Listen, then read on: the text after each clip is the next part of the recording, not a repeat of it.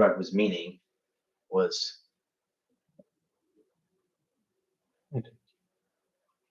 dealing with my struggle. Like I'm starting to struggle with my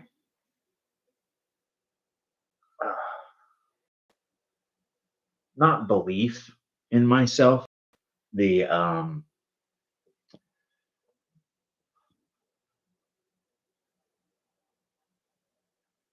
what's the best way to put this? It's not the belief in myself that I'm struggling with, it's the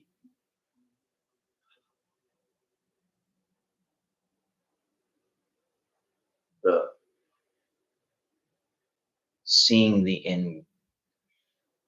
Let me just start from the beginning. So ever since I became sober and everything, I've had much more drive and belief in myself. You know, as most people get. I'm sure you can attest to this. Yeah. You have more. I found faith in myself again when I became sober. That's one of the things that's really helped me stay sober from the stupid stuff. Mhm. And a lot of the things that I've listened to, a lot of very smart people have always said that when you have drive and ambition and dreams, Mr. Whiskers is a slut. That's fine. She bit me. I pet her and she bit me. So. Oh yeah, she gets excited. No. It wasn't a bad bite. It was a love bite. Little nip. Yeah. A lot of the people that I've listened to over the years all of them have said that aspiration and dreams and drive is a very lonely road. Okay. Not in the aspect of no one's here to support you. Yeah. But just that at the end of the day, you're alone with your thoughts. And that can be hard because one of the main things is it's your dream. Only you can see it. Like, for example, this podcast for myself. You know, this took me over a year to get set up. I mean, this is the third take with you. You know what I mean? Like, you've been here 3 times trying to do a podcast, and this is finally the first one that's worked for us. Right. You know, Fingers crossed. don't do that. But that dream, only I'm able to see it. You know what I mean? My wife supports me and everything, but she doesn't see the dream. She doesn't see the end goal. Only I can see that. And no matter how much I explain that to anybody, they're not going to see it the way I see it. And I'm starting to feel that loneliness. Does that make sense? Mhm. And instead of just knowing that it's going to happen, I'm kind of starting to feel it. Like I'm getting pushback from so many different aspects of my life, whether it be work, my wife, my family, her family. You know, it's people sometimes don't want to see you succeed because they feel like it shines a bad light on them. Challenges them. Does that make sense? Yeah. Oh, yeah. And that's I lost a marriage because of that. Yeah. I lost a marriage because of that exact reason. Because Yeah. my sobriety hurt somebody else's feelings. Yeah. I mean, there's more to it than that, but I'm talking about it. I'd rather not. That's fine. Just because I believe that somebody should be here to defend themselves. If there's Understood. another party involved, unless it's my own, you know, that's part of the Al-Anon program in me. Yeah. Is that if I talk about her, I give her power. If I talk about that relationship, I give that relationship power Mhm. because my mindset is still very one-sided on it. Yeah. I was far less the villain than I probably, in my mind, than I probably was in real life. I probably was much more of a bad guy than I'm ever gonna realize. Yeah. And until I fully realize that, it's not fair to her. And I hope that doesn't sound like a cliche. Or No, it anything doesn't. like that. It doesn't. Yeah, that's kind of my view on it. Yeah. And I can only wish her well. I mean, we both.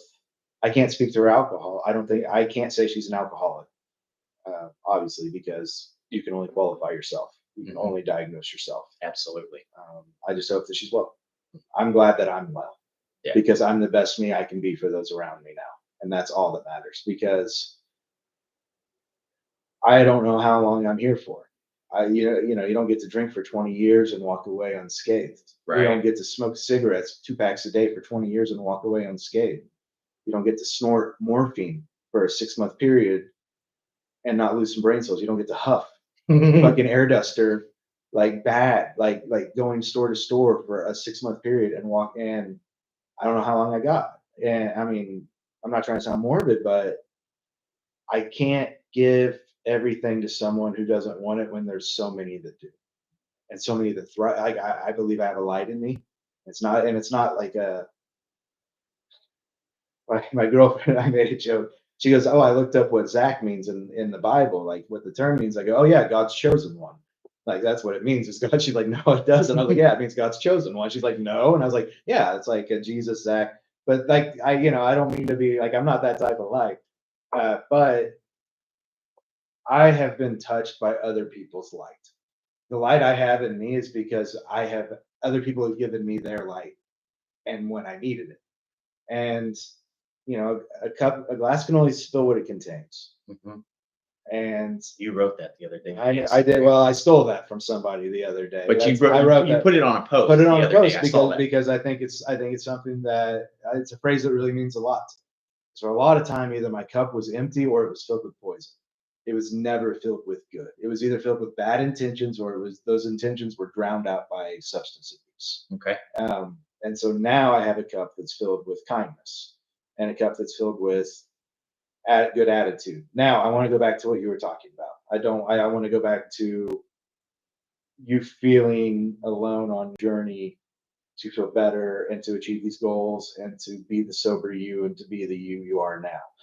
Does your loneliness come from boredom at all? Do you feel boredom at all doing these routines? Okay, because one of the things that makes somebody successful is not the ability to overachieve; it's the ability to embrace the boredom. The best people in this world are okay with boredom, with repetition, the over and over. No, I'm okay If with the you're okay, repetition. okay, I think That's because that for me, that's what led to well, the loneliness for me. And then once I realized, fuck, that's how you get successful. That loneliness went away from me. let me use this analogy that I've heard before. People have described it like this. Um, Whenever they send a shuttle into space, the booster rockets that go with it, they fall off at some point. Those people that are in your life that maybe you're not meant to go where you're supposed to go at some point are going to begin to fall off like those booster rockets do on a rocket when it's shooting off into space. It's just meant to get you up to a certain point and then you then do the rest. Yeah. It's Momentum. not that these people are bad people, it's just that they're content with their life the way it is and whatnot. They create momentum in you to a certain point. And To a then, and certain then and point. then it's up to you. Their But momentum stops, and you want your momentum to keep going. So well, for that to your happen, you have your to drop your them. drive and aspirations is what keeps you going. But watching these people fall off is where the loneliness that I feel starts to come in, because it's kind of sad, man. It is really sad when someone you love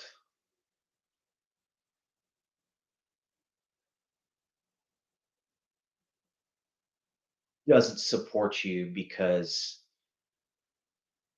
they can't see the end goal because it's not for them. Does Yeah. that make sense? Yeah. Or they're not happy for your success because for some reason maybe they don't consciously think it, maybe it's subconsciously, but they don't like your success because then it makes them seem unsuccessful. Does that make Yeah, but sense? that's on them, and that and I that and that, and understand that that, sucks. Yeah, then that's an but easier said than done mindset. That whole well, that's that's on your them. family and those are Yeah, the people that you love, to say what other people think of me is none of my business. That's hard to apply to a family. That's hard. So, Absolutely. yeah, but It's easy to apply to somebody to who's, some dude that I yeah, had an altercation like with, a a boss or coworker. Yeah, yeah, something. Yeah. exactly. But a family member takes on new meaning Yeah, because it's that's supposed to absolutely be because unconditional. exactly. And you don't want to lose that relationship. And then when you try to describe exactly what I'm describing to you to them, sometimes it just hurts them. And you don't want, I don't personally want my family members or anybody that I love to feel hurt just because I feel this way. Mhm. You know what I'm saying? Yeah, That's not fair to them at that point for me to put that hurt on them. it's You expectations. know what I mean? That And yeah, that's kind of where I'm at right now. yeah. And again, Yeah. this is another cliche thing, but you know, it sounded disappointment comes from expectations we put on other people that they don't meet, but we have no right to put expectations on Hmm. another person. It'd be like I expect you to really, really, really enjoy this as much as I am, even though it's my vision, my goal. Um, you can't expect a parent to make it ever to every game. You can't, sometimes they got to work, and sometimes that work is an internal thing in their head, like thinking, well, he's on this trajectory. If I don't get on that trajectory, will I get left behind? Or, oh no, am I going to leave them behind? There's that worry of, because so far, you've had a linear path where you travel side by side. Um, when Until I decided to get sober, my path you started to altered, veer. and I said, "Hey, well, you want to come with me?" And her path just kind of kept going. And I said, "Well, I really like the people that I'm meeting on this road. I'm really liking AA. I'm really liking not feeling lonely and not feeling alone. Even though I had a partner, and it Mhm. really, really started. And that's what's been the thing for my sobriety is I chose the path of many. I chose to have a fellowship.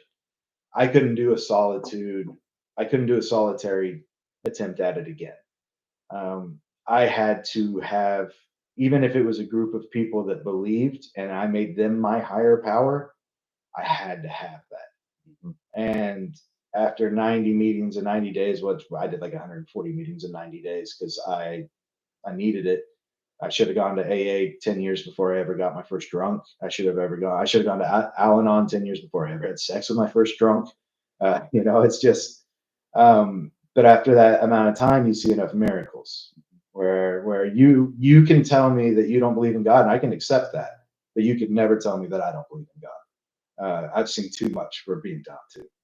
But yeah, you cannot believe in God. That's fine. I don't need anyone, and that's what AA is also giving me is I don't need anybody else to believe or in me or with me in what I'm doing.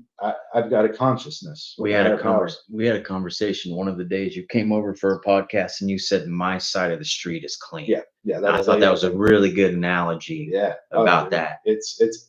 You don't have to. Your neck doesn't hurt from having to look over your shoulder because you haven't left anything behind.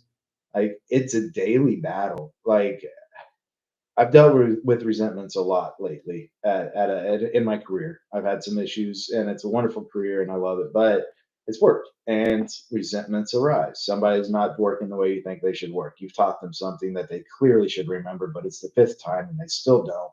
And it's simple, and it's eating up my day. And I had a friend in the program say, "Hey, you should really call your sponsor because you got resentments boiling." Hmm. And I did, and it helped. And then a few days later, I said, "Hey, I just want to really thank you for that." And she goes, "Well, you only spot them if you got them." She's like, I saw you going through what I'm going through. So I gave you the advice that I should have taken in the moment. But she gave me that advice and it caused her to take her own advice. We both got better in real time Yeah. because you don't spot it till you got it. And in an AA, you eventually spot your story. You eventually spot a miracle enough to get through. But it's unionship is so gnarly when it comes to people changing What do you because mean by unionship before you?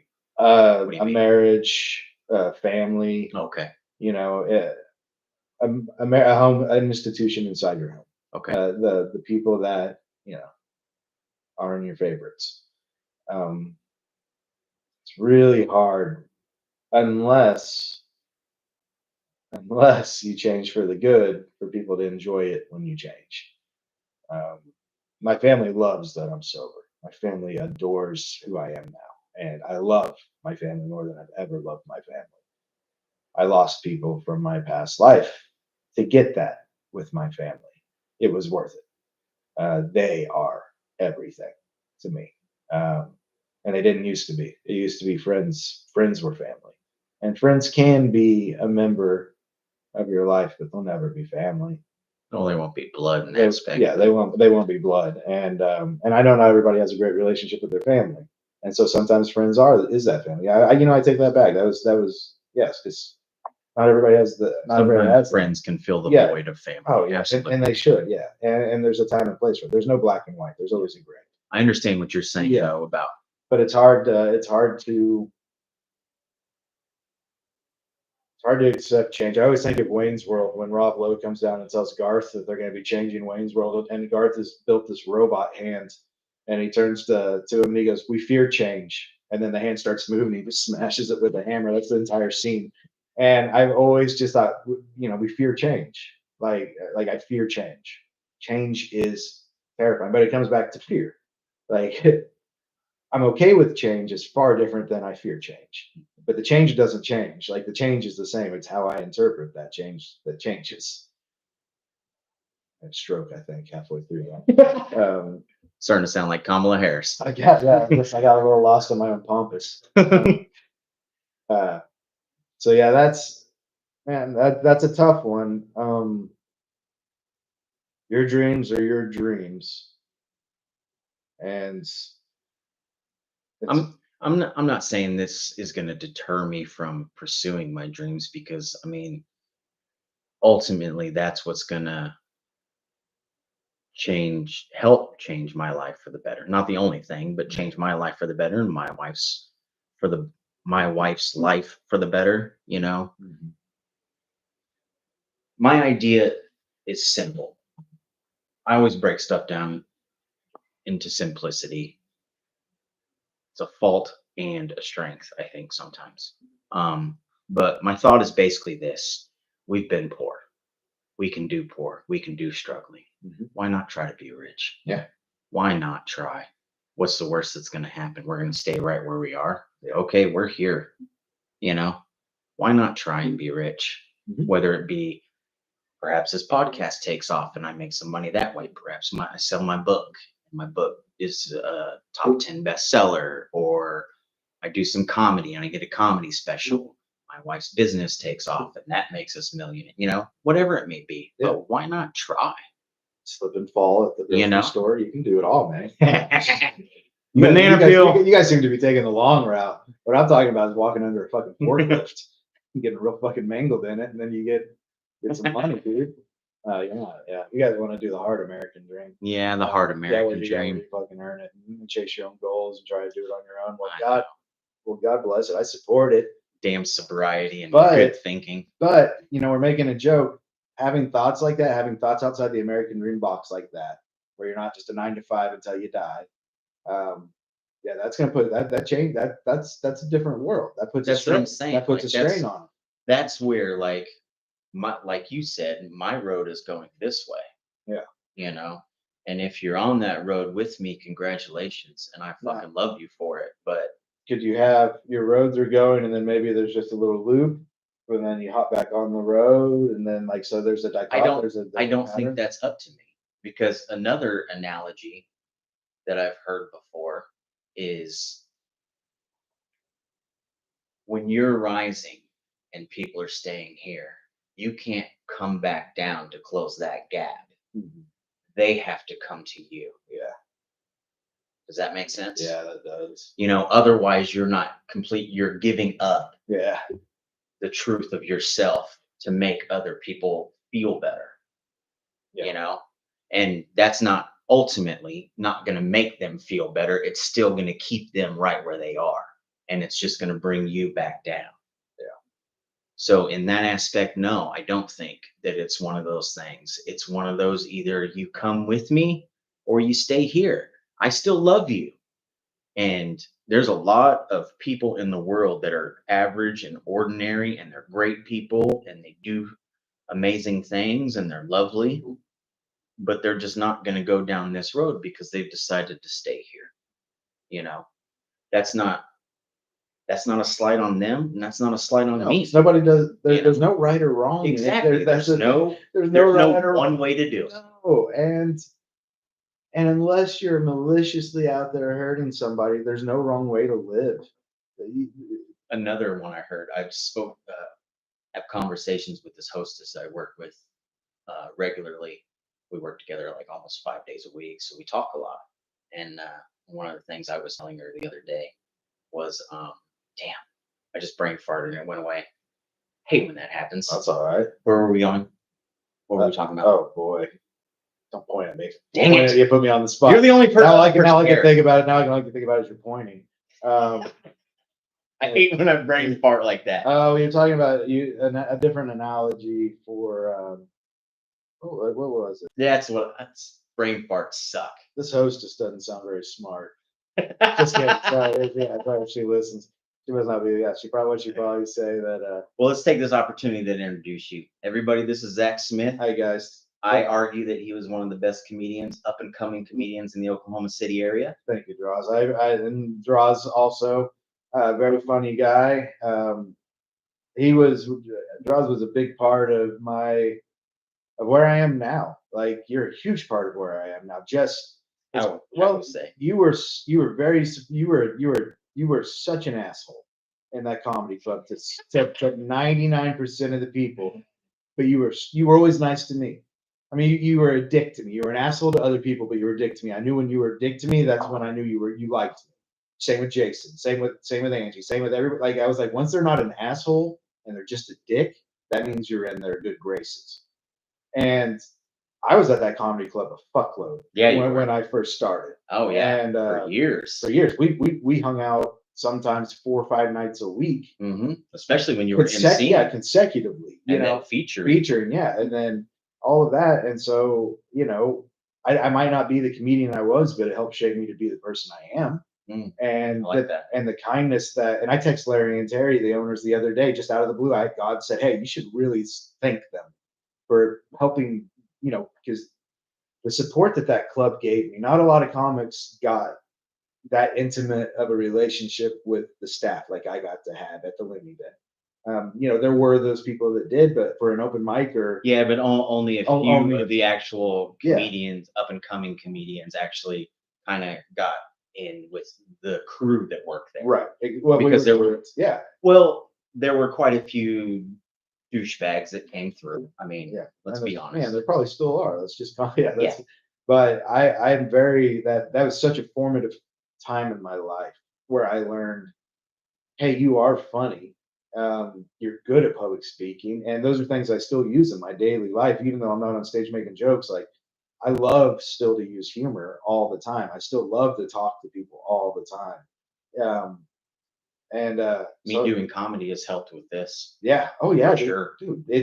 It's a tool. You build the tool. You build the toolbox, and in that toolbox is public speaking, on the spot thinking. You add it every day. That toolbox is so important. That's why I haven't.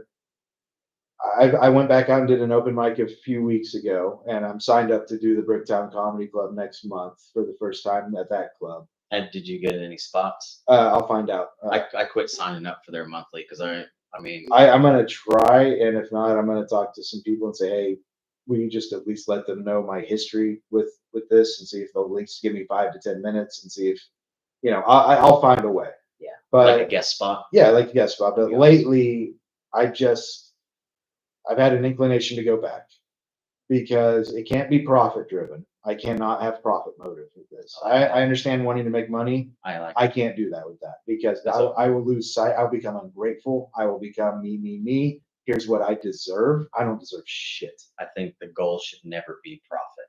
Yeah. And if I start getting an ego, Zach Smith's back, guys, better than ever. Can you believe it? Done. Fuck that. I'm there to make people laugh, and I'm there to laugh. Yeah, but even if I heard you say that, I feel like you would say it in a joking manner. I'd be such a fucking dick about it. Yeah, and I'd drop my cape. But like, yeah, I'm ready to go back and because I watched a video of when I'm the funniest person in OKC back in 2018. I watched it recently. I showed my girlfriend the video. She wanted. Was that it? It was downtown at the UCM. It was with OKC comedy. It wasn't the Looney Bin. I never won the Looney Bin. I tied for third and got second. That's right. Yeah. I remember that. It's basically a shitty fourth. And I think they told me that. But I watched that video, and not only was I very so overweight, but I was sad. Like my voice, you could tell I was up there trying, and I was funny, but my jokes were sad. My demeanor, it was when I was really starting to ramp up my addictions. Yeah, Like because you used to start your sets out. This used to be this is now an open face open shirt. I face, used yeah, to be yeah, able yeah, to button it or yeah, yeah, something yeah. like It's an that. open face shirt. I got too much meat between the bread. Yeah. It is. You're gonna have to get toothpicks, those long ones. Um, but my mind, but you can hear in my voice how sad I was, Yeah. and you can see it in my eyes that I was just ready to get off stage so I could get fucked up, ready to ready to go home and get in a fight or an argument. Just Or you knew it was coming. knew it was coming because I had won, and especially if I won, that money was going to go right out of my pocket, and that's fine. People, it's fine. Money does not equate to anything Well, for that's me. in the past. Yeah, Like it's you in the can't past. Yeah, change that. yeah. I can do the IRS will want it probably now that I've said it out loud on a podcast, but It's cool. I only have like 63 subscribers. I'm pretty sure none of them work for the I'll IRS. take that. I'll take that. But I'd like to go back now and see what I'm like now. I'd like to go back and see what my demeanor is now, and how I approach it now, how I move on stage now, how I embrace I've always been, but I know more about myself now than I've ever known about myself because I'm finally willing to look at myself in the mirror and take time to think about. I have a belief that God doesn't create halves. There's nothing done in half. So I'm already everything I could ever be. I wake up every day existing as everything I could already ever be. No external force will ever change what I am. But there's more about me that I don't know. Mhm. And to say that I'm everything I could ever be means that there's so much about me that I have no idea that I'm capable of. Going to the gym now, that's a part of me that my brain's like, hey, there's a part of you that's in there that you don't know about. You should start going and running stairs and see what this is about. Flash forward a year and a half later, I do 100 flights a day, no matter what. That's a given. If I can't make it to the gym, I put on shorts at work and I walk the stairwells at work. I sweat. It's gross, but I don't give a shit because it's in me. Mhm. When I quit cigarettes, my dad's a Vietnam vet Marine. He was a Marine Vietnam vet, did 3 tours in Vietnam, tough as fuck.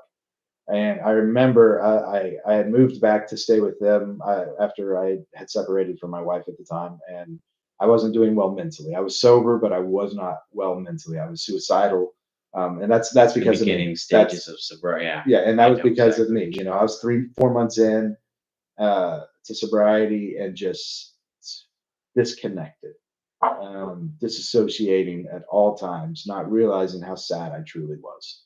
And so I went back to stay with family, and I was the only one that smoked. That was around because I was living in a small town, and my parents' rental house next to them. I was around my brother, my sister, and it's the only one that smoked.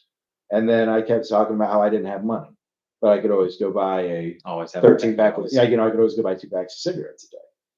And I said, one day I said, it's time to quit. And so my dad said, if you can go 3 days without a cigarette, you'll never smoke again. That's what happened to me. And I go, yeah, but you're a fucking Marine. Like you realize how tall your fucking pedestal is, dude. And I called my sponsor and I told him that, and he goes, no offense to your dad, but he's just a guy.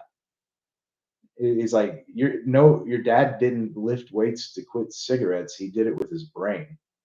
Right? He's like, no offense to your dad, you're just as intelligent as he is.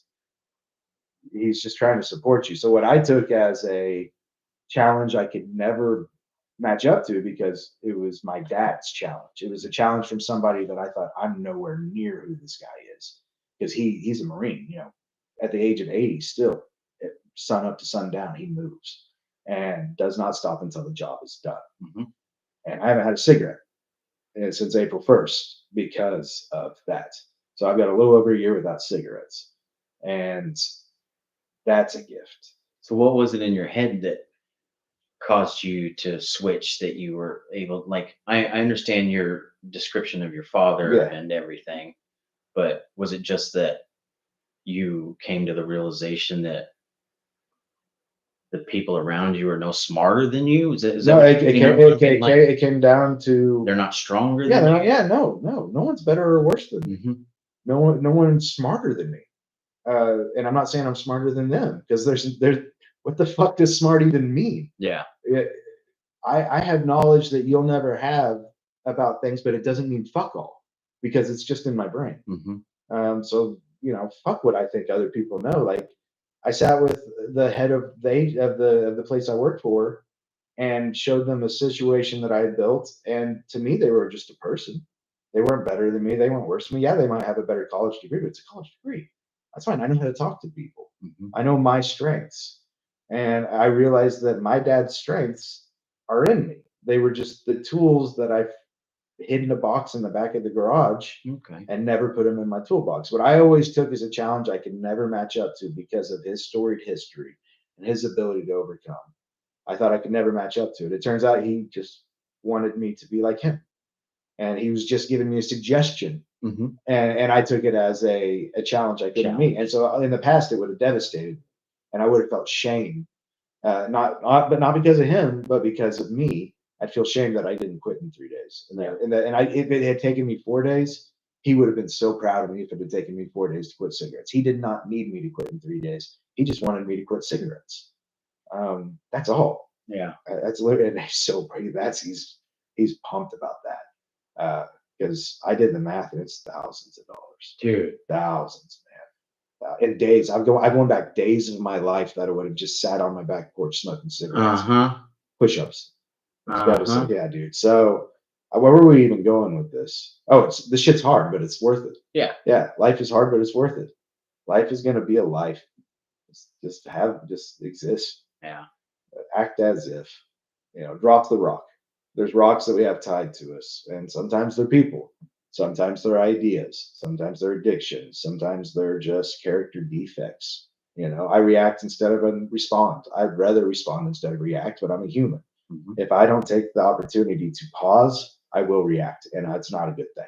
Yeah. Reacting is I bad. do it. I get frustrated. Yeah, and I have I no, make mistakes. I but fail. when I respond, it's a totally different thing. It's thoughtful. It's everyone's been brought into consideration Yeah. when I respond, and that's the one that gets the results that are good. Easier said than done because my knee jerk reaction is to defend, deflect, and deny. Which is most people's Oh reaction. fuck yeah, dude! It's natural, man. Dude, there. Flight or flight doesn't just exist with a lion. It's every day. Let me bring up an example of what you just said. Basically, the other day we were at work and somebody had left some dirty dishes on an ice cream machine, which is over by the computer, which they don't go there. They go to the dish, right? Mhm. And they were left there for a little while. So I picked them up and I took them to dish.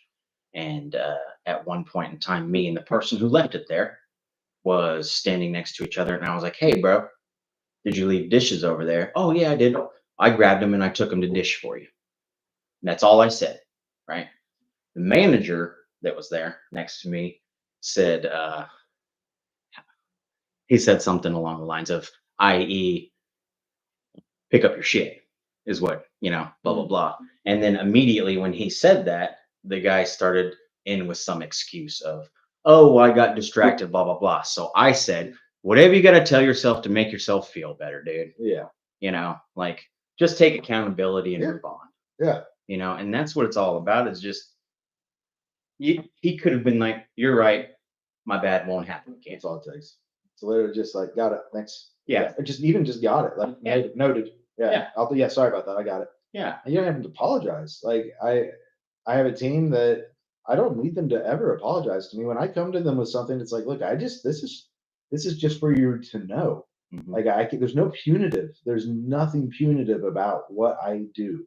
It is I can't remember what book it was, but it talked about I want my team to make mistakes. I want them to make mistakes. There was a book I read where it talked about a guy that learned several foreign languages over a very short period of time at an older age, like when he was like in his 70s. Okay. And he did it by making 250 mistakes a day. Okay. You tell me Yeah, about yeah, because it wasn't about getting it right. It was Mhm. about creating the connective tissue of why it was wrong, so you know why it's right. And then that And creates that wrong goes away, and all you know is the right because you now know. Oh, that's this is not the what correct way to yeah, do it. because I did that. Yeah, okay, now I know why it's right, and also now I know why this is wrong. And that's why making mistakes is such an important thing. Yeah, But the importance comes from learning yeah, oh yeah, from the oh yeah, mistake, oh yeah, oh yeah. not just making the same mistake Yep. over and over and over and making some excuse of why you made a mistake. It's also if you have a problem, if you think there's an issue, I'd rather you not bring it to me till you have thought of some sort of resolution, in some way, shape, or form. Do the five whys. Sit there and go, here's the problem. Well, why is that a problem? Well, why is that a problem? Well, why is that a problem?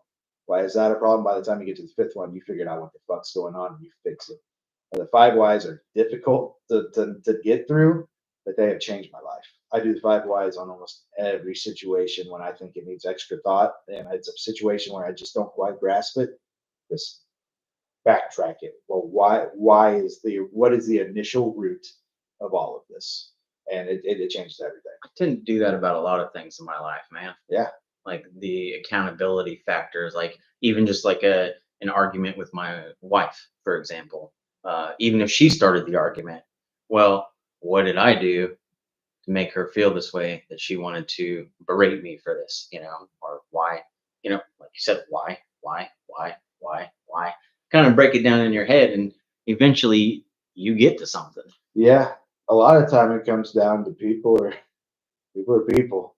And I don't think anybody should be treating anybody badly, but my ability to forgive has increased dramatically over the last since November 11th of last year. I was really struggling with forgiveness. I had about a year and a half of sobriety. I was on my way to a divorce. I was living alone in an apartment. I was somewhat not just really struggling with forgiveness. And I don't want to go too far, and I'm not promoting the program. I'm not trying to anything like that. But I'm on a step. I'm on a ninth step, so I'm making amends to people actively.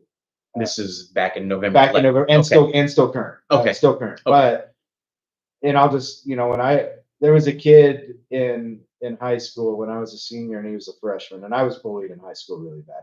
I was bullied freshman year up. So when I was a senior, I bullied this kid Okay. to the point where he went homeschool. Okay. And I had thought about him every day uh, since then. So from 2002, He's been in the back of your yeah, head. every day he's popped up. Just the thought of why the fuck did I do that? And so for my 40th birthday on November 11th, 2023, I found him and I worked with my sponsor and I got an amends prepared and I made an amends to him. Like you actually I contacted contacted. him? I met him. Was it a face to face or a phone Yeah, call? face to face. And I said, "Here's what I did." I didn't say I'm sorry because an amends is not about saying I'm sorry. I stated what I did, why it was wrong, what I was going to do to make sure I never did that to another person, and then I gave him an opportunity to add anything he wanted. If I had left it out, or if he wanted to punch me, kick me, kill me, I don't care. And his response was, "All right, thanks." And that's all I needed because it wasn't about his response. Mhm. I was able to forgive myself. It was about cleaning your side of the Cleaning my street. side of the street, man. It was never about his response. It was about my ownership. And since that day, now it hasn't been easy because a divorce is rough no matter what you go through. Absolutely. Sure. It's I can either be happy or I can be right. I don't get to be both at the same time. And divorce is all about being right and proving that you're right. And it's a fucking nightmare. And I hated it. And I hate that people go through it. And I hate that it causes division. It sounds like a very nasty thing. It is, man. And ours was amicable to a certain extent. Ours was, and so I can't imagine having kids. I can't imagine having. And amicable means that you both agree to We, the we divorce, agree, yeah, we correct? agree, and we agreed to 50-50. Just our debts are split. The profit from the house is split. We're done. Let's walk away. People with kids, people with lots of assets, they don't get to do that. And that's a nightmarish night. And so my heart goes out to them because it's literally the death of a union. It's the death of a relationship. Divorce is death. And I, Sam, hey. Somebody I- must be walking. so forgiveness really took on new meaning after that day. Um, I don't know if he forgave me, and that's fine. That's none of my concern. That's on him. That's on him. My side of the street's clean. He has my number. He knows. I told him anytime you think if there's anything you think of, it's open door. Mm-hmm. You holler. I'll own up to it. I'll come back and we can talk about it again. I don't care. That opportunity always exists with the Mets because it's now theirs, and there's it's not easy. So forgiveness has been difficult, man. Like forgiveness is a hard part of sobriety for me. Forgiving myself is a hard part, but those amends that I've made, I had 40 of them. My sponsor doesn't fuck around. 40, like it's 40 people, places, and things that I've had problems with over my life, Mhm. and we're about halfway through it. And life has taken on new meaning. My fear of people has gone away. My financial situation. I know it sounds ridiculous. It's not saying I'm not saying like God promises you money, but quit drinking, quit cigarettes, quit eating junk food, Quit living beyond your means. yeah, you get financially stable. No, absolutely. I'm completely not agree rich, with but that. I'm debt free for the first time in my entire fucking life at the age of 40. And Yeah. that's a gift that I am so grateful for and I will not squander. It's a relief. It's a relief because and again, and I had money and I have money to help people now where I can. And that's Real, cool. real quick before you move on from that, Yeah. the financial part, I just want to. One of my goals was to be able to go to whatever restaurant I want and not have to look at the price. Mhm. And I eat, I mean, like nice restaurants where $50 steaks and stuff. I want to be able to just set my car down and them take it and run it and not worry about what that tab is. Yeah. You know, and I've worked myself up to that point. Like it's such a good feeling. It's a really good It's an feeling. amazing feeling. I went to Vermont on a whim a couple of months ago, about a month ago. I had some friends that said, "Hey, we were out here for a week with an Airbnb. If you can get out here, we got a place to stay. You can stay for free. We'll cover food, everything. Just come on out." I bought a plane ticket, flew out to Vermont, used some, paid time off, and just sun came up at around 4:30 a.m. there, and we were right on Lake Champlain. The Airbnb walked down to the beach, and so they had stand-up paddle boards, and I had never done stand-up paddle board. And I wake up at 3:30 for the gym anyway, so that'd be 4:30 there. Yeah. Sun's coming up. I'd go down there and just start. I'd stand up paddleboard out while the fishermen were coming out. The sun was coming up, and I would do. I probably did over the course of 5 days. I mean, no bullshit, probably 12 hours of gratitude lists, 12 hours of just, and I would go over the same topics the next day and find new things I was grateful for. So, wait. Even if I said the same thing I was grateful for, I'd be fine with it. So you were on a paddleboard in the middle of Lake Champlain, watching the sunrise, All these fishermen are coming out around and me. then expressing your gratitude to the world. Yeah, and That's just and to beautiful, nobody, man. and to nobody other than me and my creator. That's what I'm saying, to the world. I mean, To yeah, yeah, to the universe. that's beautiful, Yeah, man. dude, it was cool. Yeah, just now. I mean, chills. Just because. Did you cry? Oh, endlessly, man. Like, I would. I feel like crying right now thinking tears of about it. joy is like that's one thing is I get teary eyed when I talk about I'm experiences. getting teary eyed. Well, and it's somebody. My sponsor said it's joy. He's like, you've never experienced joy like this. He's like, this is overwhelming joy, and it is. Like I find one on ones to be very spiritual and emotional because I'm finally present, and I finally want to know what's going on with you. And when people trust me with that, that's new for me. It used to be like, "Hey, Draws, good to see you. Here's what I have going on. Let me know how Draws. Here's what I have going on. Mhm. I don't know. I want to hear what you got. I'm You're, glad you you're started not. with the You're not struggle. listening to listen. You're listening to speak. Yeah, yeah. I'm ready to say my next thing. Are you about done? Because I'm ready to say my next thing. But I've been ready. I've been thinking about what. No, fuck that. I'm glad you started with a problem that you not a problem, but an emotion that you're dealing with, a situation. Maybe it is just a little bit of a growing pain. Yeah. No. Absolutely. Like How long have you been on this health journey in this new lifestyle journey? How many years have you been? 37 is when I stopped drinking. How long ago was that? July 26th of 5 years ago. Congrats, man. So You're coming up on just 5 years. passed. What's today's date? 20th. Yeah, you're coming up on 5 Yeah, I years. think it's the 26th. My wife saves it. I don't celebrate it. Yeah. I don't ever Yeah. remember the exact day. My wife does. I think it's the 26th. It's the end of July. Yeah. Is when it Well, happened. congrats, man. And we're coming up on 5 years now. That's awesome. That's crazy. It was shame that led me to it. Like I found myself looking over the edge of a bridge, wanting to throw myself off, blah, blah, blah. Yep. I write about it in my book. I've got a whole chapter on it. Suicide took me into the rooms, man. Yeah. I have a whole chapter on it and everything. But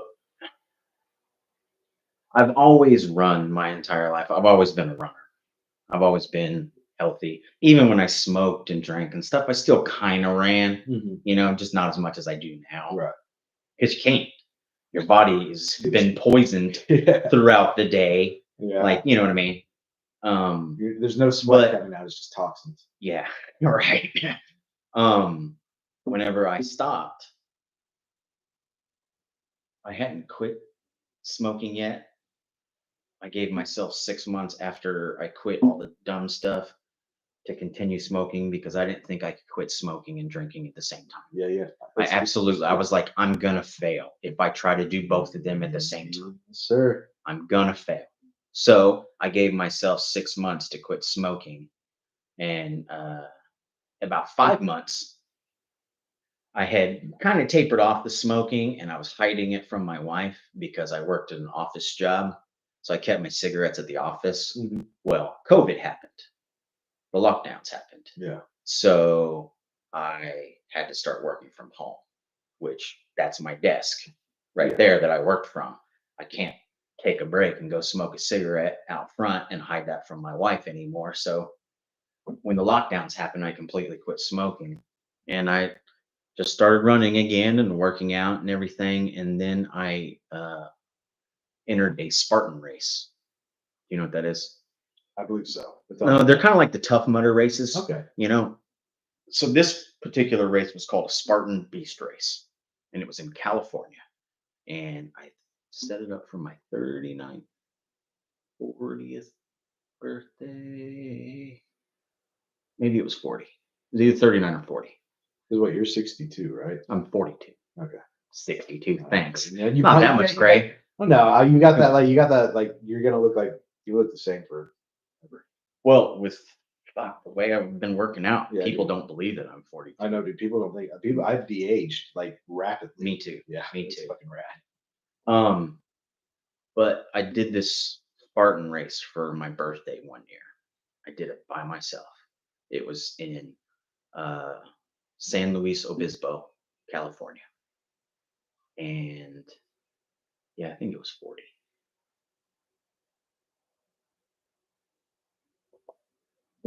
What is the date on the California on my back? 720. Oh, in California. Yeah, California.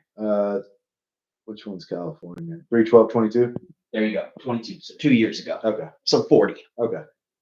That was Not 2 good days that I- before it's my not good birthday. that I didn't know which one was California. And it's the one that had the Spartan Florida mask in was it. right there. Yeah. Yeah. So it was my 40th birthday. It was 2 days before my birthday. It was in San Luis Obispo. I gave myself a few days off from work, took paid time off, whatever. Took a little vacation. I drove myself from here to there, stayed in a hotel room. The next morning, got up at 5 a.m., had breakfast, did the race, which is the Spartan Beast Race, is a half marathon, which is 13.1 miles with 33 obstacles in it. And it was one of the hardest races I've ever done. Mhm. I halfway through, my legs were cramping so bad that I couldn't even run anymore. And I ended up walking the last part of it. Yeah. I still completed it. And in a Spartan Beast Race, if you don't complete the obstacle, you have to do 30 burpees. And only one of the obstacles, I did not do the burpees because that's when my fucking calf felt like it exploded. Yeah. And I literally couldn't move for 15, 20 minutes. Yeah. And at the end of that race, after I crossed the finish line and got my little medal, and before you walk out of the finish line where you collect your shirt, I stopped and I took a moment to myself, man, and I just let it all sink in Mhm. that not that I finished the race, but that I worked really hard to get there. Yeah. Like it wasn't the completion of the task, it was all the things that led up to the task that I did that nobody knows about. That I was alone on the road, running, doing whatever, you know. And man, I cried for a minute, dude. Mhm. And I just let it out. But that feeling of joy and gratitude that I had in that moment, that's what I'm searching for the rest of my life. Yeah. Those are the things that I get that I'm going to get from the goals and aspirations that I have. Like everything that I want to do in my life from here on out, the basis of it is to build up the people around me as well. To build up the people around me, like for this, like sit here and have conversations with you. And maybe you don't know about it, but you'll walk away from this conversation hopefully feeling better. Yeah. You know what I mean? And that's kind of my goal. And even though only maybe say whether 15 people listen to this or a million people listen to it, if one person can take something from it, that's Yeah. fantastic. And that's the point. Yeah, exactly. Because I was listening to a podcast one time and Rob Lowe was talking about his sobriety. He's been sober since the 80s. You know who Rob Lowe is. You were Yeah. just talking about him a minute ago on the Wayne's World Yeah. episode or movie. He was talking about he's been in Hollywood since the 80s and sober, and he's watched all these people, every single one of these people. And every time he said that someone would be, I'm going to get sober, and they go into a rehab and they would come out. And he was like, 6 months later, they start to have this idea that they have it under control, that they can just have one drink Yeah. and be okay. And he said, without fail, that person would be right back within 3 months to where they were chugging them back. Yeah. Chugging them back, every single one of them, 100% of the time. And when I heard this podcast, I was at that point in my sobriety Yeah. where I was thinking, I can have one Jameson. Yeah. It's not going to bother me. I can just have one drink. I'm normal. And then I heard that conversation, and that conversation has literally stopped me from drinking probably thousands of times. Yeah. You know, I think I know which one you're talking about. it was on the Rogan podcast, Yeah. Joe Rogan podcast. He was talking with Joe Rogan. Yeah. And man, that conversation, just that conversation between, they're not stars at that point. You know, he's just an addict Yeah. sitting at that table talking about his addictions, man. He wasn't a star. He wasn't rich. He wasn't famous. He was just Rob Lowe, the addict, man. No, that's And what he said has saved me from drinking numerous times. it reminds me of something I've heard in the program, which is the worst way to start a sentence is I was thinking. Or I thought. So I thought it's like, well, don't like get that shit out of your head. Like I have just as much a thinking problem as I do a drinking problem. And Absolutely. I know that sounds cliche because it rhymes, but I mean, I can act like an alcoholic as I walk out the store. I don't have to have a drink to be an asshole. I don't have to have a drink to be selfish. I'm in the business of living sober, not being sober. I'm in the business of life hitting me with life's terms and me taking it on the chin and being okay with it. Maturity is not about knowing the future and controlling it. Maturity is about not knowing the future and being okay with it. That's maturity. Yeah. Is knowing that fuck it, it's going to happen. Buckle up. No one makes it out unscathed.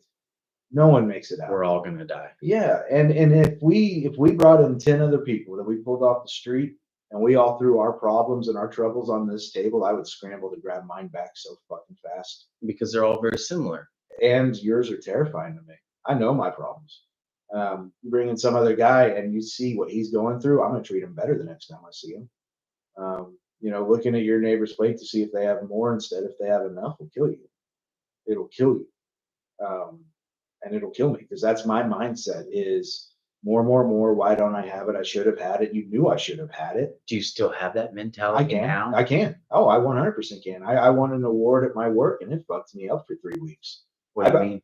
Because Like you kind of got a big head? yeah, and well, it went walked from around with your chest puffed out? it went from I don't deserve this, my imposter syndrome, this is bullshit. I can't believe all of executive leadership gathered just to fire me under the guise of me winning an award. I thought I was so special, but so bad that the two had met, and I was going to get this amazing firing from all of executive leadership, and it was like Carrie, where they're going to You've been fooling us this whole time. Yeah, they're going to dump pig's blood on me or some shit like that. Prom would be ruined. And then That's a Carrie reference. Scary reference. And then it went from, oh, this is real to, yeah, bro, yeah, man, you're better. Nobody else from your department's won this award. You're the first. How cool is that, man? And then that's how cool is that turned into, I did that. It wasn't it wasn't me doing the next right thing. It wasn't God. It wasn't the fellowship of AA. It was what I did. And then it became, well, what else can I do? And it's like, well, you can probably fucking crave a drink pretty soon, buddy, if you keep going this way. What else can I do? Well, I can fuck everything up like I've done before, or I can be grateful for the people that got me there. I can lower my head and let somebody else have the spotlight, which I 100% got to do. I've been nominating a coworker for an award for like a year every month, and she finally fucking won it. And they read my recommendation, and I'm so fucking happy for her Yeah. because she was the one that drove me to be better when I first started, and she deserved the recognition well before I did.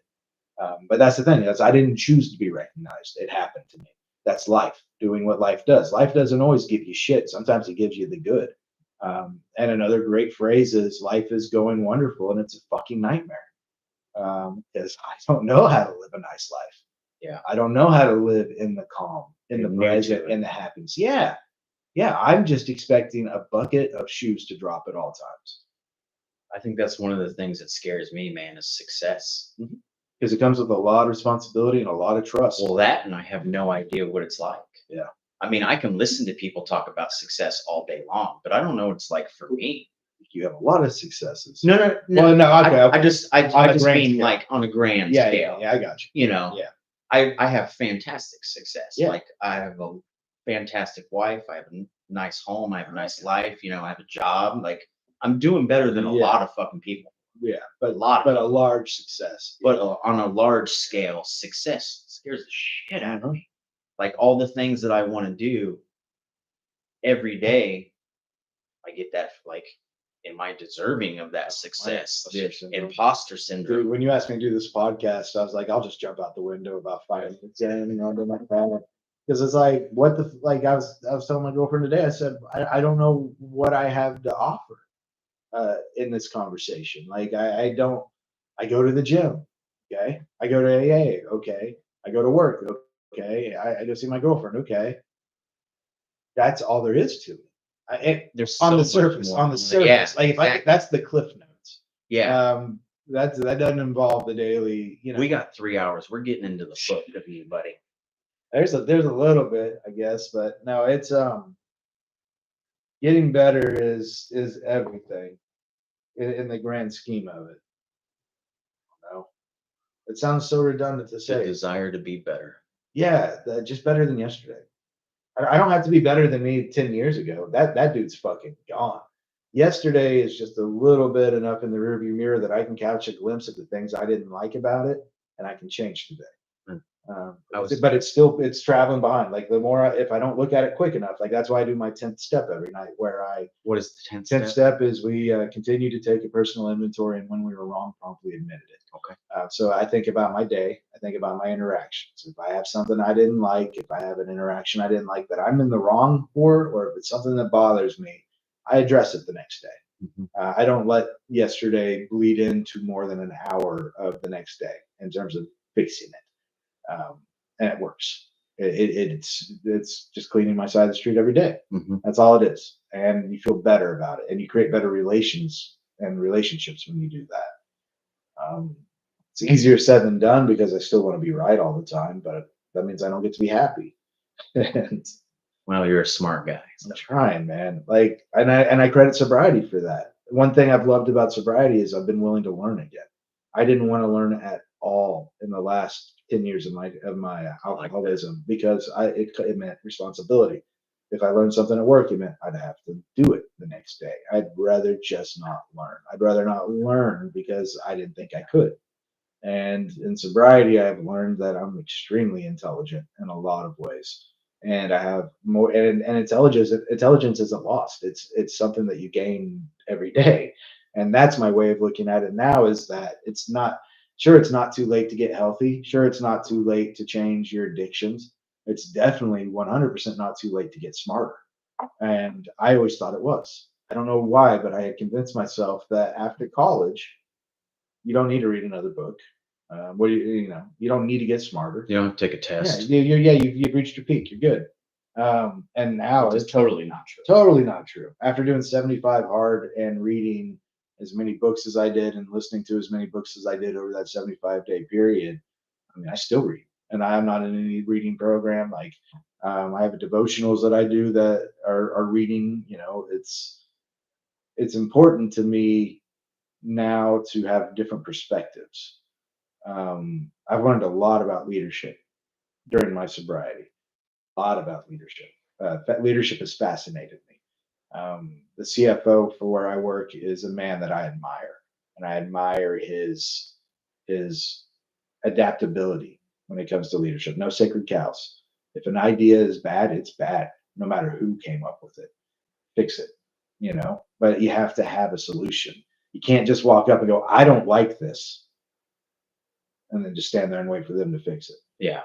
Either paint the picture fully. Why go, "I don't like this," and here are the multiple 5 whys of why I don't like this, or that's it. Yeah. You can't just walk up and say, "I know I don't like it." Nothing will ever get done, and you. It's just not the way the world works. That's one of the reasons why I wanted to do this podcast and have conversations with different people, is the different perspective, like you were just talking about. Because, like you said earlier, you have strengths that I don't have. I have strengths that you don't have. I'd like to You learn. have things that to bring to the table that I can't bring to the table. You know what I mean? And the only way to get that out is to talk with somebody. Yeah. Have a conversation.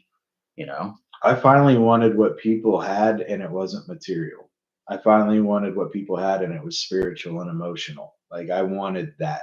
I wanted to learn how you got, because I could never get your Ferrari. I could never get your first class ticket on an airplane, but I could maybe learn about your happiness. I could maybe learn about how you got there. Maybe I could add a little bit of that to my life. Why do you think you can never have those material things? I don't desire them. You okay? Yeah. I at a time. Well, no, I've never desired anything like that. I've never been. I mean, it's to quote Fight Club. The things you own end up owning you. Um, I'm a man of very few things, because I come from a relationship where a lot of things were amassed and collected, and it was hard to navigate materialistic stuff. Um, I don't have any truck for that. That's not my thing. I would rather invest in skydiving. I'd rather invest on something like that. Yeah. I'd rather invest in the intrinsic value of an experience than anything. Travel, whatever. Whatever. Getting a tattoo, supporting a local artist while having also beautiful art on my body. But you just got some work. I got an owl, and then I got that done. Yeah, this used to be a right. Jesus. They used to do a Jesus hidden in there, like back in the '90s when he was always popping up in toast and shit. I remember before one of the days you were here before you got that, you had the Jesus still on there. Yeah, dude. So I've got it. Mike Thurman Collective. Sorry, I'm gonna shout him out. Go ahead. Great fucking tattoo artist. Can't wait to work with him. Who? Mike Thurman. At which? He's at the Collective down off 122nd in Rockwell. Okay. Really great. Does wonderful colors. His color saturation is top notch. 122nd Rockwell. That's over. That little shopping center. That's across from Homeland. That's where the Collective Tattoo. Okay. Tattoo is. So. He's got a booth there. Highly recommend him. Great to work with. Great sense of humor. Yeah, we hit it off right away in terms of how we viewed comedy, art. Like, I just loved his style. So I can't wait to go back and see him. I'm planning my next one. But just things that, like, when I got out of debt, it was like time to do the things that I've always wanted to do that aren't detrimental.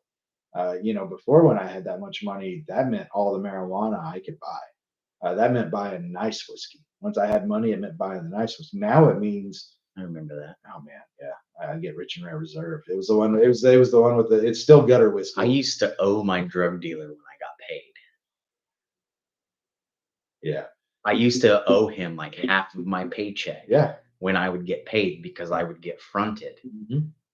You know what I mean? Credit goes a long way in all worlds. And your paycheck don't last very long when you owe people money before you even get paid. I remember that lifestyle too. Like, it sucks. It sucked.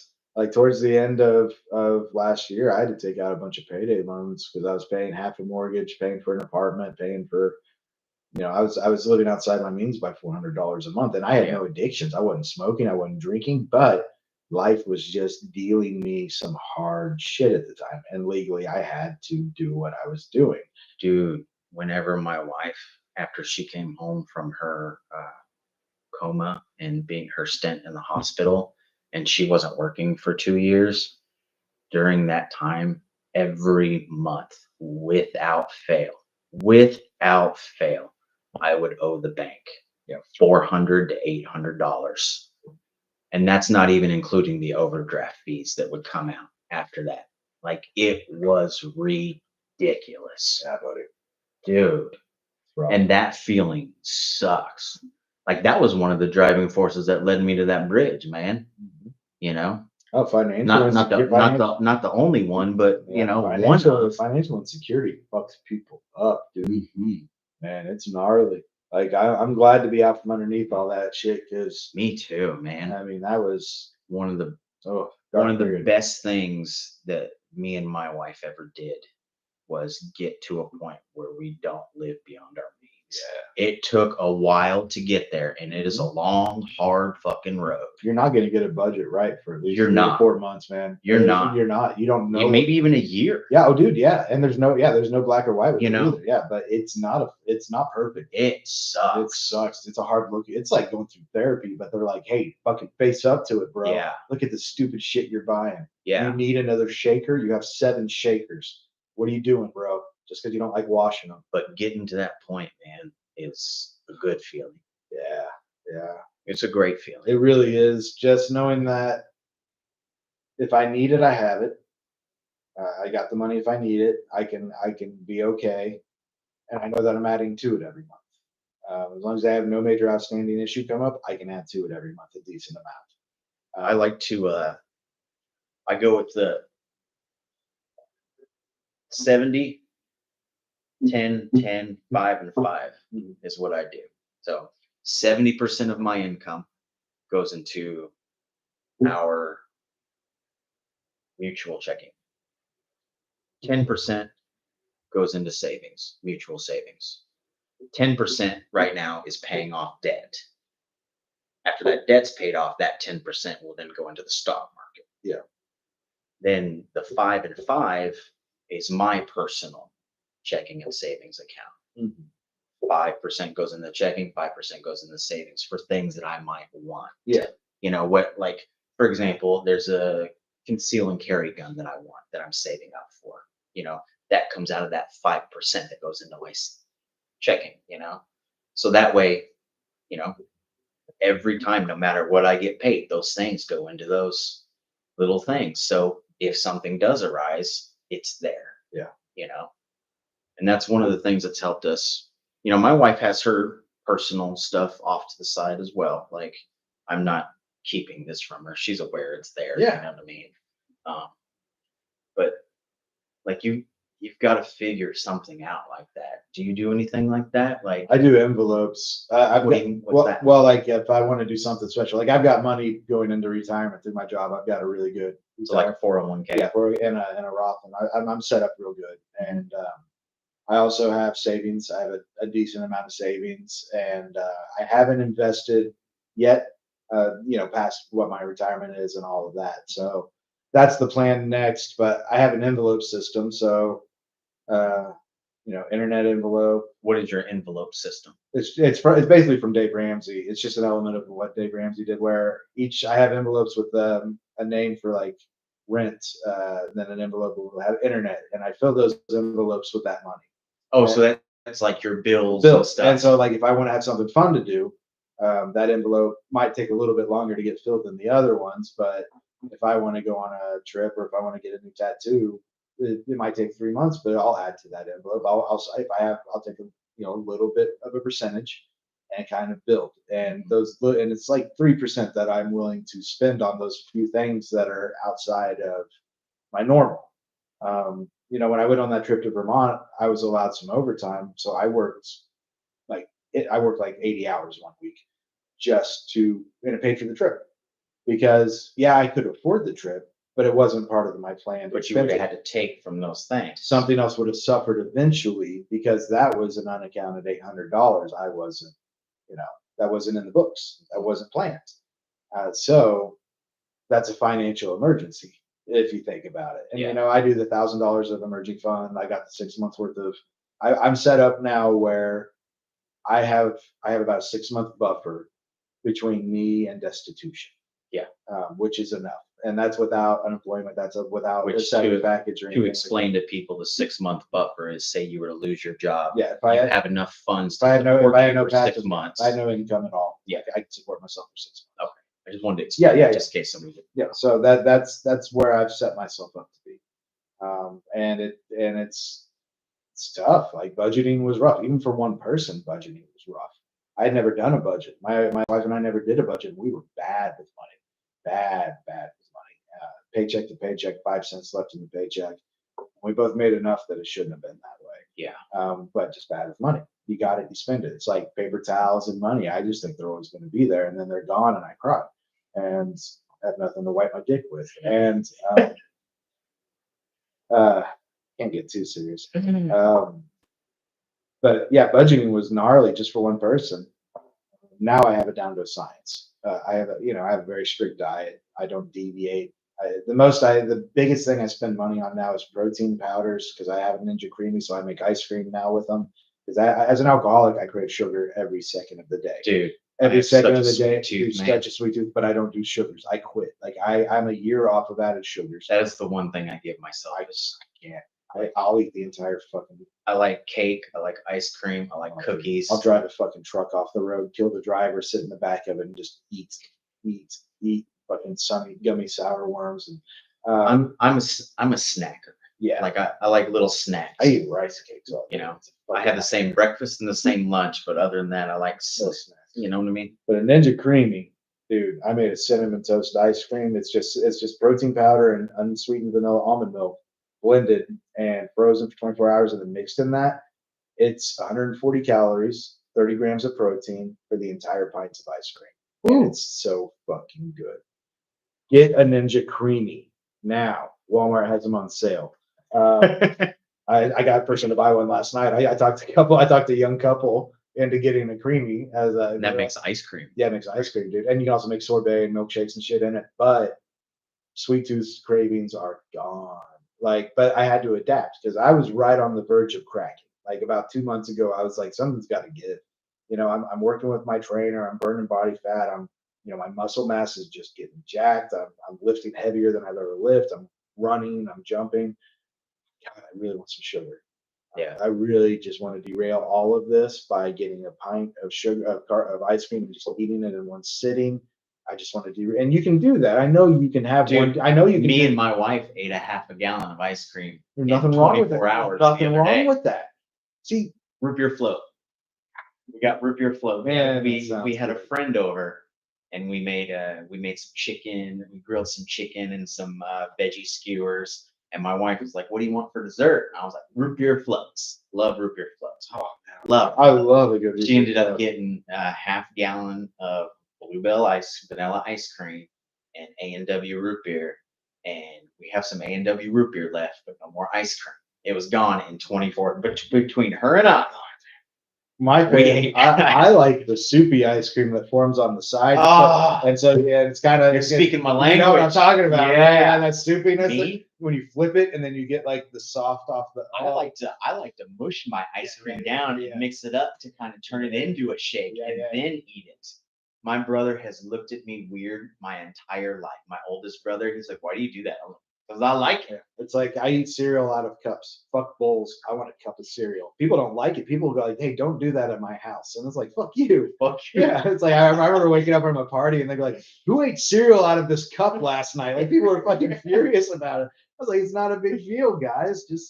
But I like a lot of cereal." That's the best. That's the best ice cream. Don't get distracted from this. Oh, dude, but You just turned me on. Right? Well, what you can do is like with that cinnamon toast I made, I buy some gluten-free cinnamon toast ice cream, some calorie to crunch, no sugar, high fiber. Crunch that up and it blends it in there, so you've got the crunchy protein powder, with the protein powder and then the almond milk, and you get a crunchy, sweet ice cream with graham cracker bits in it, pretty much, with cinnamon toast bits in it. Yeah, I got a strawberry shortcake one that I've made that is fucking bomb. But it comes back to adapting.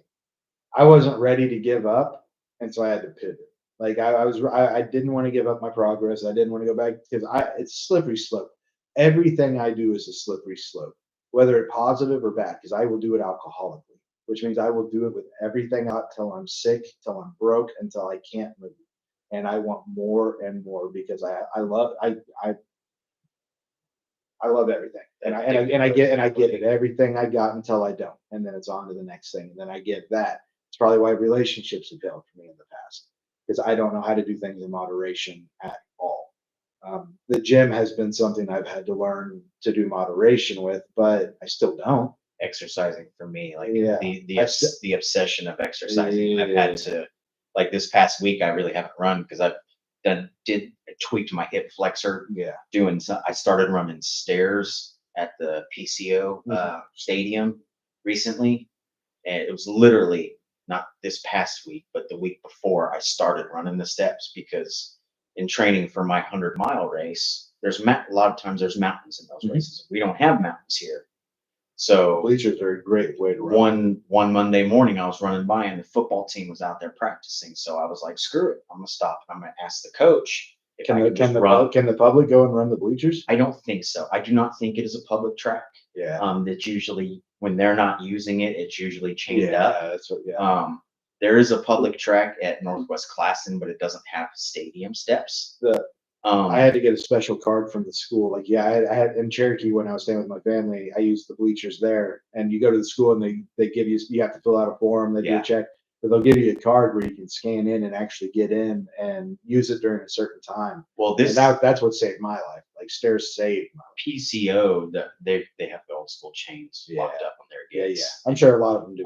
The coach had given me permission to run the steps because I explained to him, I'm like, "Hey man, I'm in training for a 100-mile race. Yeah. It involves mountains." And he finished my sentence for me and goes, "You want to run the steps, don't you?" I was like, "Yes, sir." And he was like, "Have at it." And then he had come over and asked a question later, and I was like, "Hey man, how often are y'all out here? Can I come run the steps?"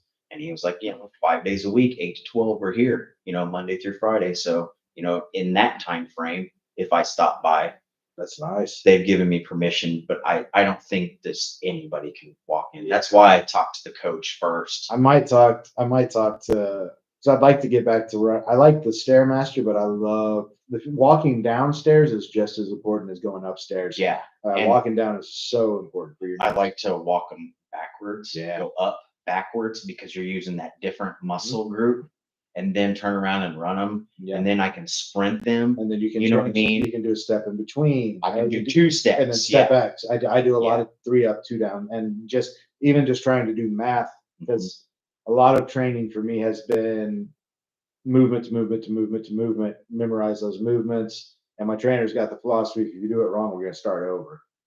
He's like, he's like, that you'd be disqualified if you're in a competition. Like, you're not following what I told you to do. Start over. And I need that because Yeah. I will find, my mind is still sharpening. Uh, but I was going to do powerlifting, but I think it's too dangerous. Like, I don't want to get injured in a powerlifting competition. I mean, I've seen some. I don't know too I much hate about that, but I hate fucking powerlifting deadlifting. personally. It seems like it's all legs. Yeah. I don't know, man. I don't know, but it seems like heavy weights, and if you mess up, I'd it can rather. hurt you really bad. I think I'm just going to focus on getting jacked. Well, I think that's what I like to do is what is popular right now is the hybrid training. The A lot of people, Nick Bear is a great example of it, and Cameron Haynes as well. But it's like lift heavy, run far. It's a combination of lifting and endurance. Yeah. And it's really not about the heaviest weights, but it seems to be more like they do a workout and a run every day, Mhm. you know, and that's helps you build the muscle mass or keep the muscle mass without losing it. Because when you run a whole lot, you lose muscle mass. Yeah. You know what I mean? Your body's like, well, we don't need this because we're just running. Mhm. So that's why I kind of feel like it's important to lift with very my much, runs. very much so. You know, Yeah. like I can run all day long and I love to fucking run. Lifting, I've got to force myself to do it. Mhm. Like I've got to force myself to go in the garage and do the kettlebells and everything. Like I have a tire that I'll flip for a mile. Do you do creatine or anything? I do. I do. The stuff I do. You saw my breakfast that I Yeah. was eating. Before I eat my breakfast, I take a men's one a day. I take a nootropic for my brain. I do creatine, and I do a electrolyte supplement Mhm. for hydration. Um, and I do that every morning. And then when I have a strong workout, I'll do some protein powder later in the day. I try to get most of my protein through eating. Yeah. I'll supplement a little bit. If I do a hard workout afterwards, I'll do some protein powder, and I have a pre-workout that I'll do before like a long run Yeah. or when I'm going to go out and lift. You know, Yeah. because it's just important to have that kind of Oh yeah. nutrition in. Because I do 1,800 calories a day, 200 grams of protein Mhm. every single day. Like I I've got it don't down quite to break six. it down like you do. Yeah, I really enjoy it. Like the autistic side of me really fucking enjoys macro counting apparently, Mhm. and so that's difficult in the sense that it's sometimes really easy to get to 200 grams of protein eating how I eat, but I still have 400 calories to go, and that's when the rice cakes show up. And I Yeah. just sit there and eat 10 rice cakes at 40 calories each while I just sit there and stare at the wall and Force them down. force them down. Then I go to bed. And So why is it set at 1,800 calories? that's been the opportune amount for me to still build muscle mass while losing body fat. Okay. Because that's the goal right now is when I quit You're 70 bulking. bulking, yeah, while still cutting. I don't Mhm. know, it's toning, I guess. Yeah, toning. And Okay. so, when I did 75 hard, I think I got down to 13.9% body fat. After that, I took like about a month off before I started with my trainer, and I got back up to like 14.9. So I gained about 1% body fat back over the course of a month. Mhm. Just not doing 75 hard because 75 hard was so fucking brutal Mhm. and unrelenting. And you have to get chiseled during it. There's Yeah. no other way. And so, I did a month with my trainer, which is really just about stability. Wasn't heavy lifting, nothing like that. It was, two 10-pound dumbbells on a medicine ball doing a bench press with them. So I gained another 0.3%. And over the last month, we've seen another percent go away. So I've lost a percent, but my muscle mass, my body muscle mass has gone up drastically with Mhm. muscle gain. So we're in the right area, but I can't lie anymore because a lot of it was like I'd be like, yeah, I got 1,800 calories, and it's like, are you going to count that half a bag of like you know, not low calorie, sugar free chocolate chips you just ate because that's like 400 calories, bud. Sure, it had no sugar in it. Sure, it was, unhealthy, but you see that little writing there that says not a low calorie food? Fucking moron. Why do you think you're getting fat or not getting the results you Yeah. want? And once I stopped lying to myself and having a partner now that also eats the way I eat, very clean, very simple ingredients. Let the ingredients speak for Mhm. themselves. Low salt, no sugars, just very clean living. Yeah, it's fallen off me. I was at 193 about 2 weeks ago, and I'm at 185.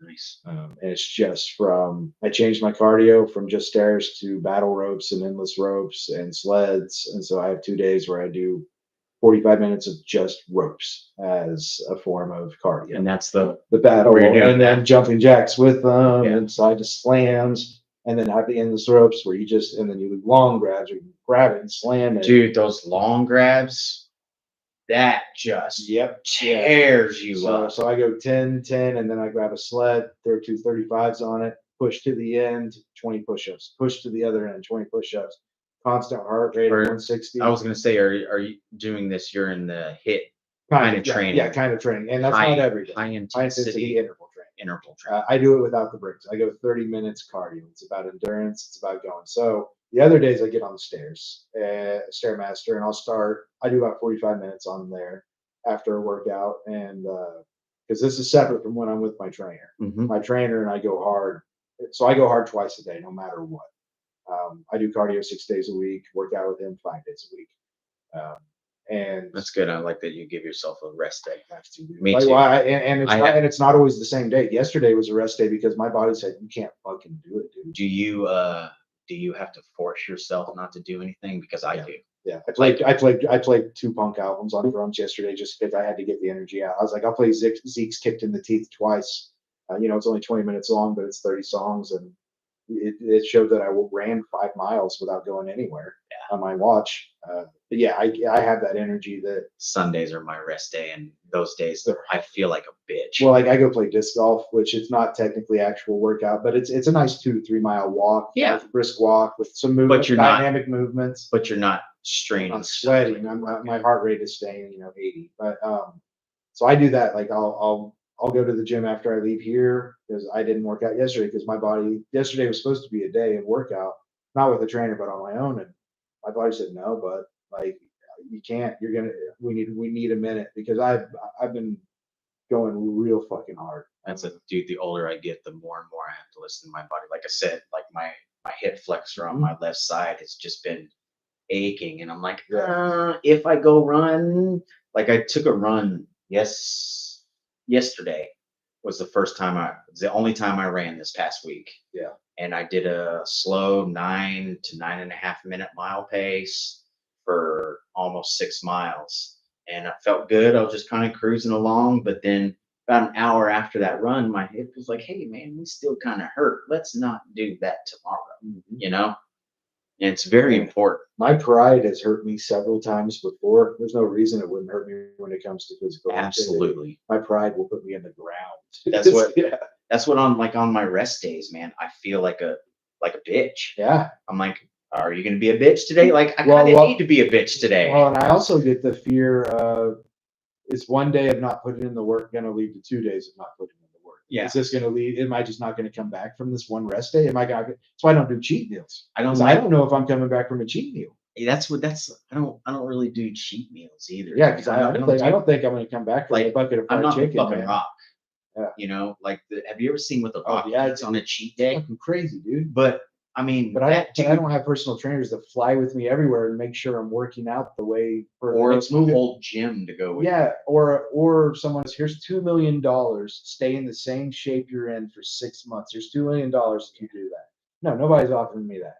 Yeah. I'm offering myself the chance of a better future. Absolutely. And that's worth every fucking penny. That's the only reason. This all started because of my mental health. I only started getting healthy because I didn't want to walk with a cane because of my sciatica, and my mental health was it was just garbage.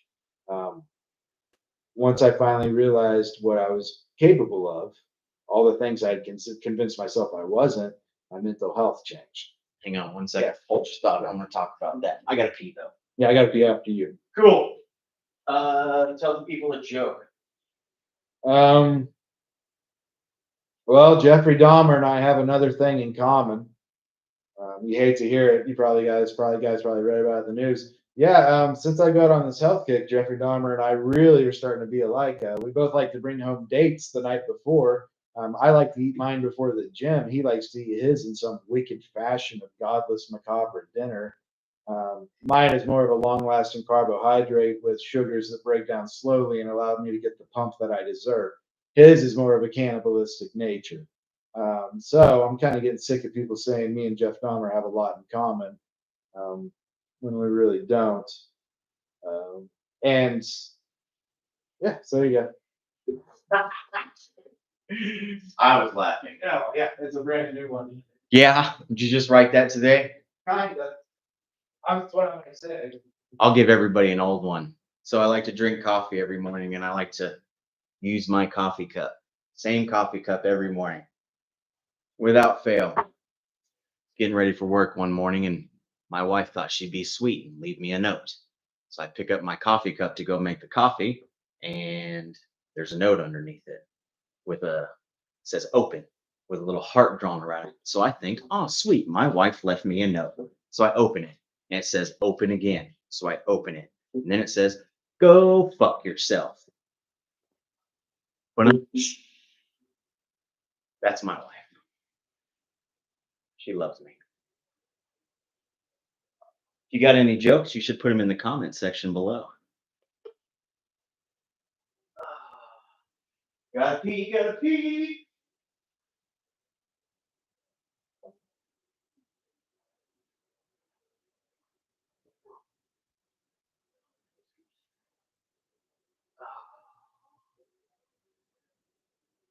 Hope everybody's enjoying their day. It's Saturday. It was rainy earlier. I don't think it's raining anymore. I don't know what the weather's like. If you're not in Oklahoma City, I hope your weather's good. If you are in Oklahoma City, I hope it's not raining on you anymore. Um,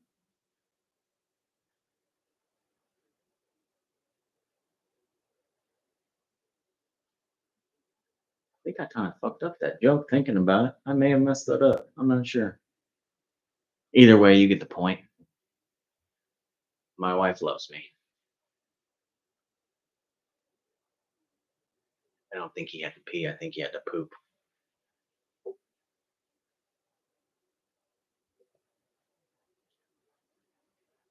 Say, Mills, come here. Come on. Say hi to the camera. No, you don't want to say hi? Hi. Hey, hi, buddy. Oh man, I broke the seal. Yeah, it happens. How are you? Hey, man, I'm made it an hour and a half in, so it's better than normal. What happened? Usually I pee a lot. Oh, okay, okay. I've noticed if I work out Yeah, before the podcast, I don't eat as much. yeah. So I coffee- try to get something in. the Like coffee came out good. this morning, I just did my push-ups and sit-ups and burpees that I was telling you about. Yeah, As a little workout to get the kind of sweat going. But anyway, mental health. Your Yeah. mental health you were talking about. yeah. Well, it's nothing new. I think physical exercise is very important for mental health. It's fantastic, man. Yeah. I mean, the way you feel after the workout is amazing. Like Yeah, and do it outside as much as you can. that's my favorite Like thing do is to do it work out, out get outside. outside and breathe in that air and look at the sun and Plus, you get the vitamin D from the Yeah. sun, which is fantastic for you. Man. that's what I loved about that 75 hard was the outside workout every day. Oh, that's right. Let's talk about that for a second because my wife did the 75 hard, and she absolutely loved it. Yeah, game changer. That's what just that I was so stagnant. Yeah. Before you go into it, just explain what 75 hard is, just in case anybody doesn't know. Yeah, it's just a challenge of every day you drink a gallon of water, take a photo of progress, read 10 pages of a book, do an inside and outside exercise 45 minutes each, no matter what, one of them has to be outside. Um, eat very, very clean, healthy, no alcohol, 75 days. You fuck up, you start Absolutely over. no booze, No right? booze, no booze at all. You mess up, you start over. Miss one of them, you start over. And it's for 75 75 days. days. That's why it's called 75 hard. And it will change. And the reading in the books have to be nonfiction, self help, or just historical, or just something that's nonfiction. And man, it was amazing. But I had grown stagnant. You know, what happened was I needed that to happen, 75 to happen really, really badly because I was kind of growing complacent in exercising and then sobriety and then learning and a friend of mine reached out and said, "Man, I'm struggling with drinking, and my insurance turned down a rehab.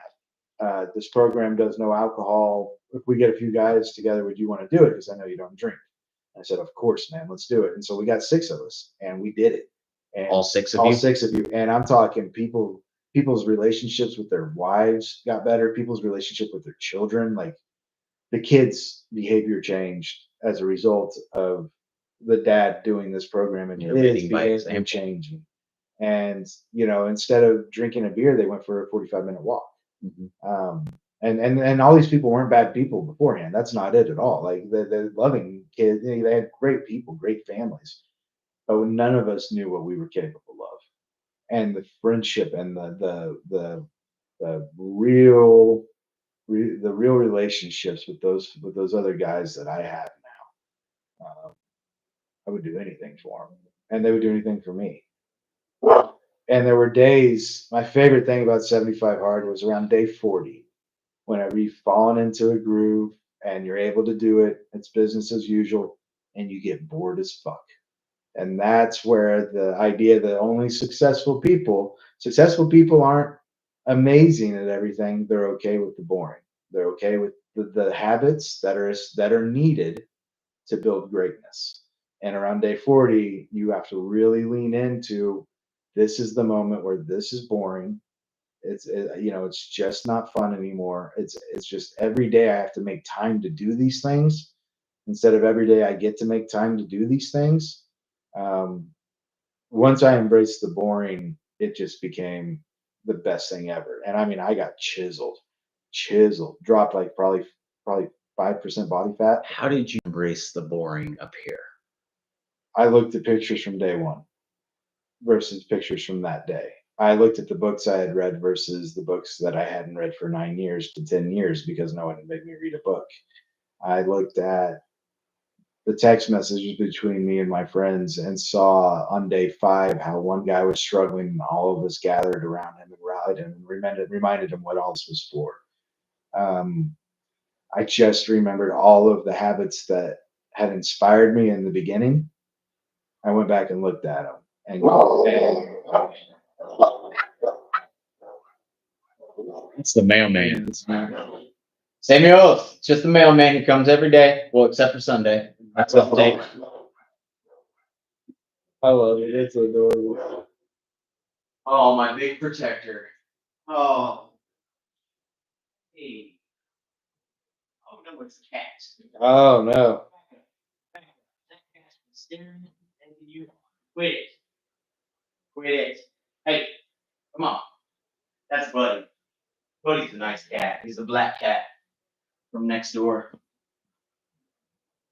But sorry, No, you're good. Yeah, if you looked at the text messages. yeah. I reestablished why those habits were exciting on those first 40 days and what they meant to me, and then I they just took on new meaning in the sense of like, okay, this is just the second half. Like it's boring, but it's not hard anymore. And so, what can I do to make this hard? So I added an extra 100 push-ups a day. I added a new habit to stack onto those old habits. And so just habit stacking. Mhm. And so then I got to see my chest go from big fat man titties to a defined chest over the course of 35 days, adding 100 push ups a day. Um, I got to see my chest change. Man, I noticed when you walked up this morning to my front door, you just have this like, Dude, I'm fucking, yeah, dude, I'm you know, supposed to, like, I've got abs. Like, in the right conditions, I have abs, yeah. physical abs. When and it's not all about that. It's nice because I've never had it. I've been morbidly obese since sixth grade. I've weighed over 210 pounds since sixth grade. At my height, at the peak, I was 285, and I'm 5'7". So that's not a good weight for a guy that's 5'7". It does not, and I'm short, and my legs are short. So like I was at 38, 29 waist. You have to go to high roots, big and tall, but the small section is very little to get. You gotta special. And so now, at the age of 40, for the first time in my fucking life, I'm a 30-29, and I can breathe. I don't have to sleep with a Gus, CPAP. Like I got rid of my CPAP over the course of the last year because that's yeah, fantastic. dude, Man. because now I sleep with a breathe right strip. I just throw on a breathe right strip and I don't snore. I don't wake up feeling bad. My wife has said that about when I quit smoking and drinking, that I quit snoring. Mhm. And my entire life, uh, my snoring used to wake up my family. Yeah. Now, when I was a kid, I attribute that to the bad food that we ate and, being unhealthy in that aspect. As an adult, it was the drinking and the drugs. But she said, man, after I quit drinking, almost immediately Mhm. that I quit snoring. Yeah, it's wild. Once I got cigarettes out of me and I dropped 40 pounds, I felt worse wearing it than when I didn't. Yeah. And I should probably do a sleep study to make sure I still don't need it. But Yeah. um, Was the point of the CPAP is you physically stop breathing, Yeah. right? And it forces Yeah. air, correct? Yeah, and a lot of it had to do with the way I was eating, the way I was drinking, the way I was smoking. The sit still lifestyle I used to have. Uh, I didn't have good breath because I barely, the only deep breaths I took were when I was smoking a cigarette. Well, you have to think when you're laying down, your lungs are having Yeah, to all push that that. weight Oh up yeah, dude. to inhale. Mhm. And if it's heavy, it doesn't do as much. Yep. You know? Yeah. So now I just sleep just fine. Breathe right strip. Yeah. Nice. So, but yeah, but it all comes back to my mental health. It's the health journey has been fun, and it's also been body dysmorphia is very real. I'm still a fat piece of shit some days, even though I've lost too. Like it's like when I lose weight, my brain convinces me I've gotten fatter, and I deal with that. And that's a serious side effect of this that a lot of people that have dealt with obesity their entire life never understand, or they're not ready for. Is people make jokes about body dysmorphia, but it's fucked me up several times mentally where I was like, oh no, what do I think I am versus what I really am? Like, what am I seeing versus what is actually being seen? Hmm. Um, and sometimes in the positive, like sometimes I thought I looked great when I probably didn't. But I'm very quick to look in that mirror still and go, you're just that fat kid, bro. I see it too, man. Yeah. You still see me as a fat kid? No, Yeah, bro, you're still fat, but no, but like when I yeah. stand, like you're saying, when I stand in front of the mirror with no clothes on, man, I can see it. Like, When you're when you were something for so long and you've been something for so little, yeah, you're still convinced you were that thing for 38 years that you were. And I posted a picture online the other day from February of 2023 versus today, I saw that. and I'm not the same person. I wouldn't pass an ID test because my eyes might look the same. There might be that, but But your facial structure facial has changed. structure's different. My eyes are brighter. That's what people like. Even my wife has brought this up.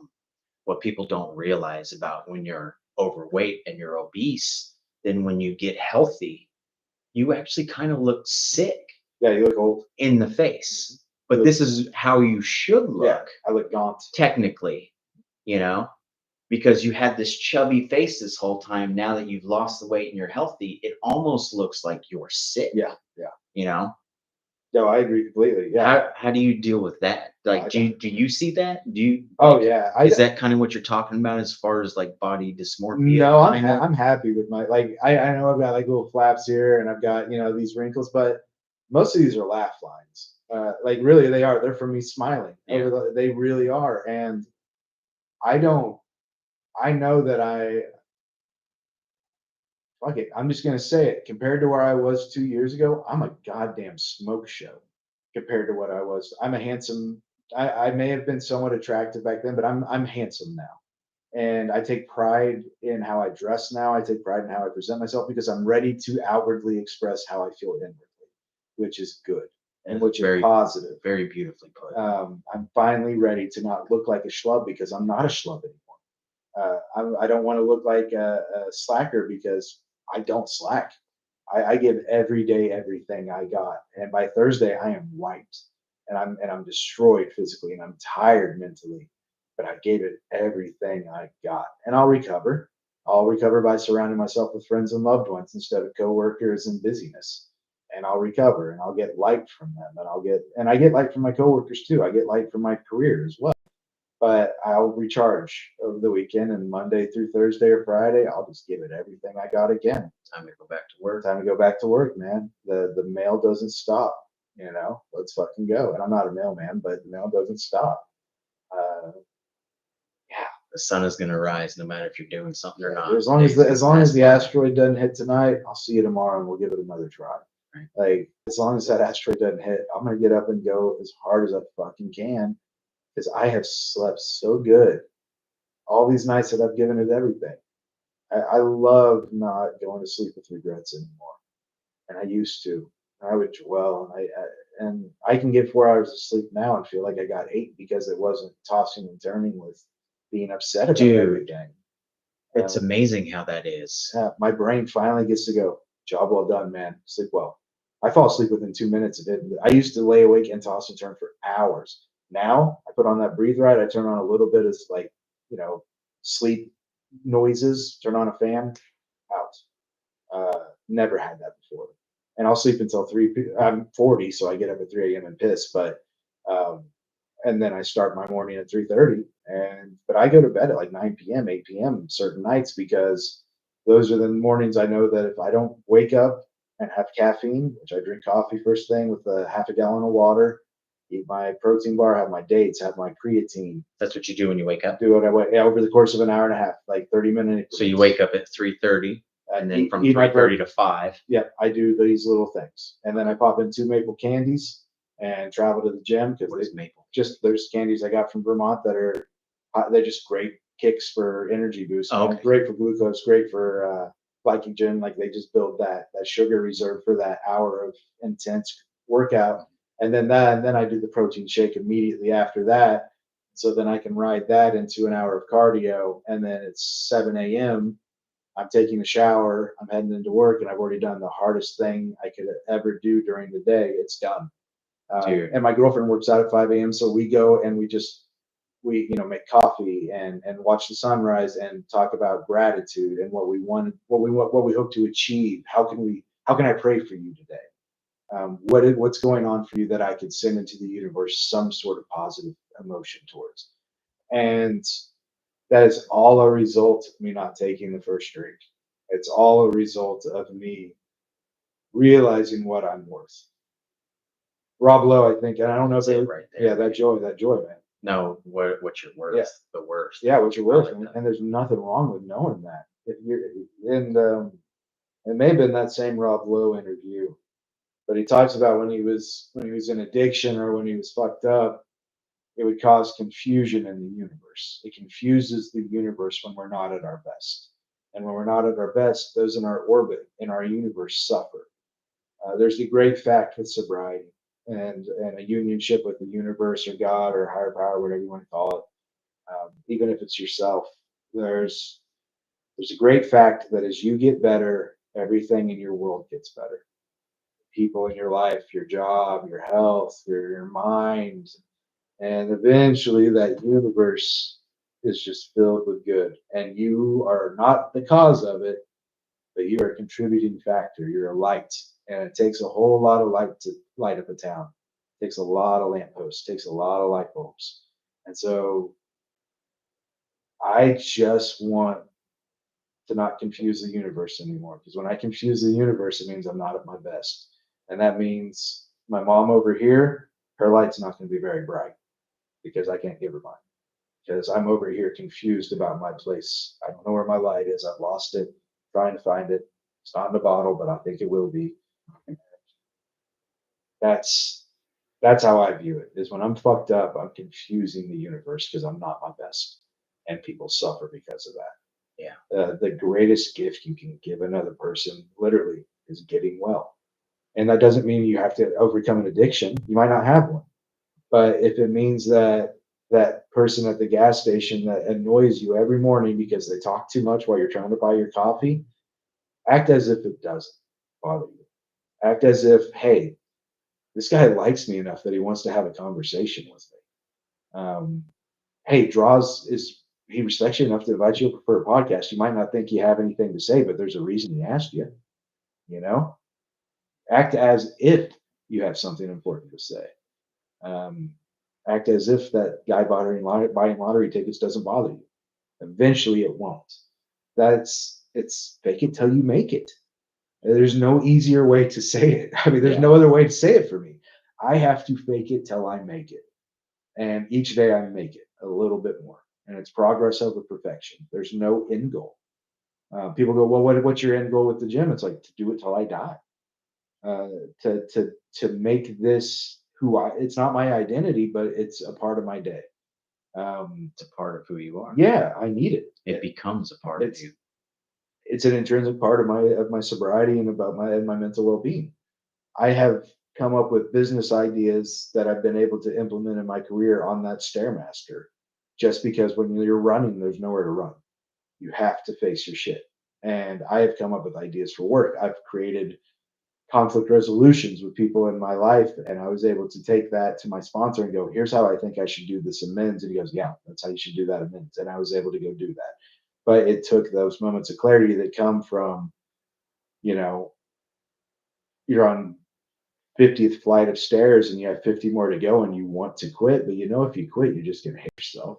You're gonna get home and be like, why didn't I fucking finish? I had 30 more flights of stairs. I had already done 70. I couldn't do another 30. Yeah. I can't live with myself doing that, man. No more half measures. No more half measures. Half measures availed us nothing. Like that's in the literature of AA. It's half measures availed us nothing. We stood at a turning point, and I have to stand at a turning point every single day and ask for protection and care from my Creator to be the best me I can be, and His will, not mine. The universe's will, not mine. Um, yeah, it's a beautiful thing, man. But coming back to our original discussion when we first sat down, change is hard for people. Change is especially hard when someone else is changing. If your job changes, that's fine because the person that's been with you that hasn't changed, you can go back and go, at least I know they're the same. At least I know they haven't changed. I'll always have that person that hasn't changed. And that's unrealistic, but we hope for that because it's comfort. This is comfort. Family is comfort. Loved ones are comfort. Change is terrifying for that reason, I feel, because it's not supposed to change. It's comfort. Hmm. Um, but that's unfair to that person to expect that because that would just mean complacency at some point. That's just going to lead to a complacent marriage. It's going to lead to resentments. It's all going to lead to resentments over I think, not being ready at the same. And it comes down to being not ready at the same time. I think that's one of the things that I struggle with. What you're talking about is the not the change, but I can't see myself going back to complacency. Yeah, Like I now have this drive to do things. And it's almost like that drive has become my addiction, my obsession now. Um, to where like I do things today that make tomorrow just a little bit easier. yeah, It's kind of what you said earlier about but if I go back to complacency, I will then resent my wife, my mom, my friends, yeah. whoever I decide to resent. It'll be easier to blame them than Yeah, yourself. absolutely. Even though you'll be the one to blame, it'll be far But easier to blame them. at the end of the day, it's always you. Yeah. You know what I mean? Happiness isn't circumstantial. It's not Yeah. situational.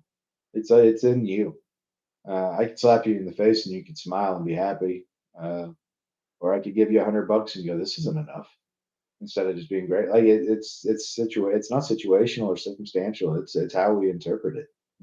Um, Easier said than done, especially again when a loved one is involved. Well, that's where I kind of think that my where I feel alone right now, the loneliness that I was talking about at the beginning, is that drive to move forward instead of being complacent because I don't want to fall into that resentment of others. But I do know that this path forward is going this way while everybody's going this way. And that's where the loneliness is starting to creep in. Does that make sense? Yeah, And it's scary as hell. yeah, It's scary as fuck because what if, not saying that it will, but what if my wife decides to stay here, instead of go with me, and then that falls apart, you know yeah. what I mean? Like it's the potential's there. Not saying that it's gonna happen, Mhm. but there is that potentiality of that situation to happen, Right. unfortunately. And it's scary as fuck, man. Because there's nothing worse than feeling alone. Like when I was on the bridge that day, the day that I became sober, the 26th of July, 5 years ago, whatever, I felt so alone on that bridge. Like I felt like there was no way out. None. Doesn't matter what, there was a cop there trying to talk me off the ledge. And he ended up getting me to come down. And I'm grateful for that guy. And I would very much love to sit down and have a conversation with that man. Mhm. I don't know how I'll find him, but I know one day it'll come into fruition. But before they got there, man, that loneliness is so fucking strong. Oh yeah. And that's what I'm scared of going back to. Like, that's why I have to continue to go this way. Because that me was the scaredest I've ever been Yeah. of anything I've done in my life. You know, like I was gonna throw myself off a bridge, dude. And I was gonna go to a hotel in Arkansas and take all my pills. Yeah. that loneliness, man, And you were it so is so strong.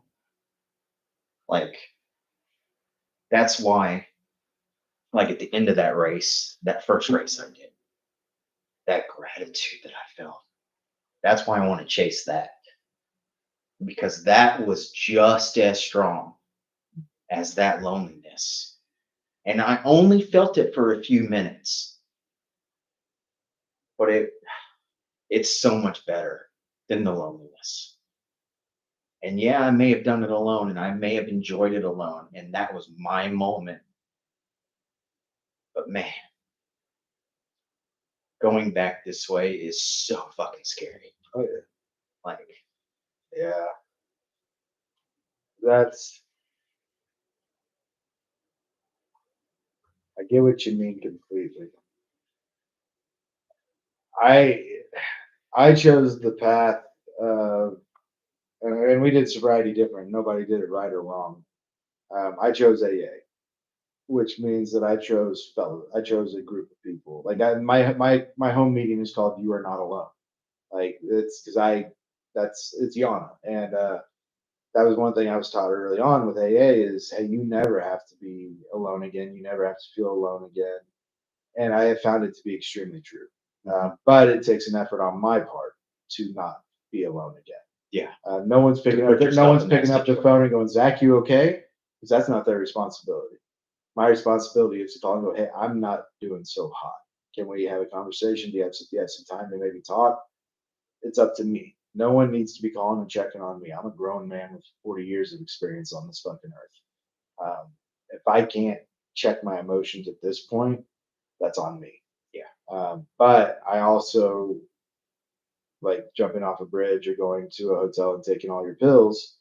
I also have a tendency to choose the most selfish fucking route a person can choose, which is what those two things are. Is the most selfish, assholeian piece of shit things people can do. But go talk to a counselor about a relationship you're in where it's bad, it's bad, it's bad, and you air your grievances, and at the end they say, are you feeling homicidal or suicidal? And they'll ask you that before you leave. And it's because when you have a problem that only involves two people, say bad marriage or anything, and you don't feel like you can leave it, what are your options? Homicide. Homicide or suicide? I was ready to choose suicide. And I'm not blaming my ex wife for me being suicidal. I have fantasized about my own funeral since I was 8 years old. I'm fucked up. Like I said, I needed an AA meeting 10 years before I ever had my first drink. I'm fucked up mentally. Mm-hmm. My humor is a defense mechanism that I have tried to build an army with because I'm so fucked up. Because I don't want people to know the real me. I don't want people to know the bad things I've done. There's one person that does, and it's my sponsor, and it's God, and it's me. And having a sponsor to tell my problems to, and not problems, but just go over all the horrible things I've done, and for him to not show any reaction, and for him to say, "I forgive you, and God forgives you. Let's get to work." Because that's what it comes down to: is admitting to yourself, to God, to the universe, and to another human being the exact nature of your wrongs. It's as old as time. It's how men have connected with God and the universe since the beginning of time. Is admitting. Every tragedy starts with someone denying what they've done wrong. Every tragedy, every King Saul, the first chosen king of God in the fucking Bible, did that. Refused to wait on God, as the story tells, true or not, I don't care. It's a tragic fucking story of a guy that just refused to admit he had done something wrong and loses and goes insane. Everybody turns against him, but they haven't. But in his mind, they have because he's living with a lie that everyone is aware of. Everyone knows he's done it. but he's such a coward that admitting it to God, to himself, or to another human being would mean to him the end. In the sense, that's what ended him. If I don't admit these things, if I'm not honest with what I've done, then I will relive what I've done. To me, the past isn't the lock; it's the key. In a lot of ways. That's very well said. Yeah, somebody else has said it. Like that, everything I've said, But everything. But yeah, regardless, but I'm so glad very I well heard it. I'm said. so glad I heard it, and I can't remember where I heard it, but to me, that's how it is. Is I don't consider myself or any other person from my past a Well, failure because God doesn't make that. But I believe I failed a few times, why I said that is because so many people view the past as their lot, and they also you view it know? as their future. Like they view it as their present. Like there's Well, no, it's no. past. In the aspect of you put it, your past is not your lock; it's your key. Mhm. Like, yeah, your past things happen, and you regret the way. So learn from that Yeah, and get better. get better. Don't make those same Yeah. mistakes. Like, use that to unlock your future. Good news is yesterday is just a memory that hasn't faded away yet. It doesn't exist. That's why I don't do sobriety dates on my arms or tattoos. I don't have a problem with people that do, but to me, that's a date that no longer exists. That guy that was there, he's not around. Even if I was sober that day, that dude's not me. I'd rather do deep dive references to the program, and that's what I've done. I mean, I won't explain my tattoos, but they all correlate to sobriety in some way in my own unique way. And they Um, all have a meaning to they'll have a you. meaning to me, and they're a reminder to me of my sobriety and my journey without saying, oh, that's 7/7, 2022. Yeah, I drank since then, so this date doesn't mean anything. It's more of a reminder of a fuck up than anything, which, my pride won't let me go back to the rooms. I'm worried about that. That's two reasons I haven't drank in the last 2 years. One is I don't want to get sober again. Fuck getting sober again. That was the worst Hard. 2 weeks of my life. I hate the world was everybody sounded like the Charlie Brown teacher. I had a constant headache. I couldn't think. I just wanted to die.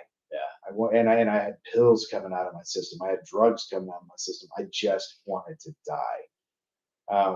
The other reason I haven't had a drink yet is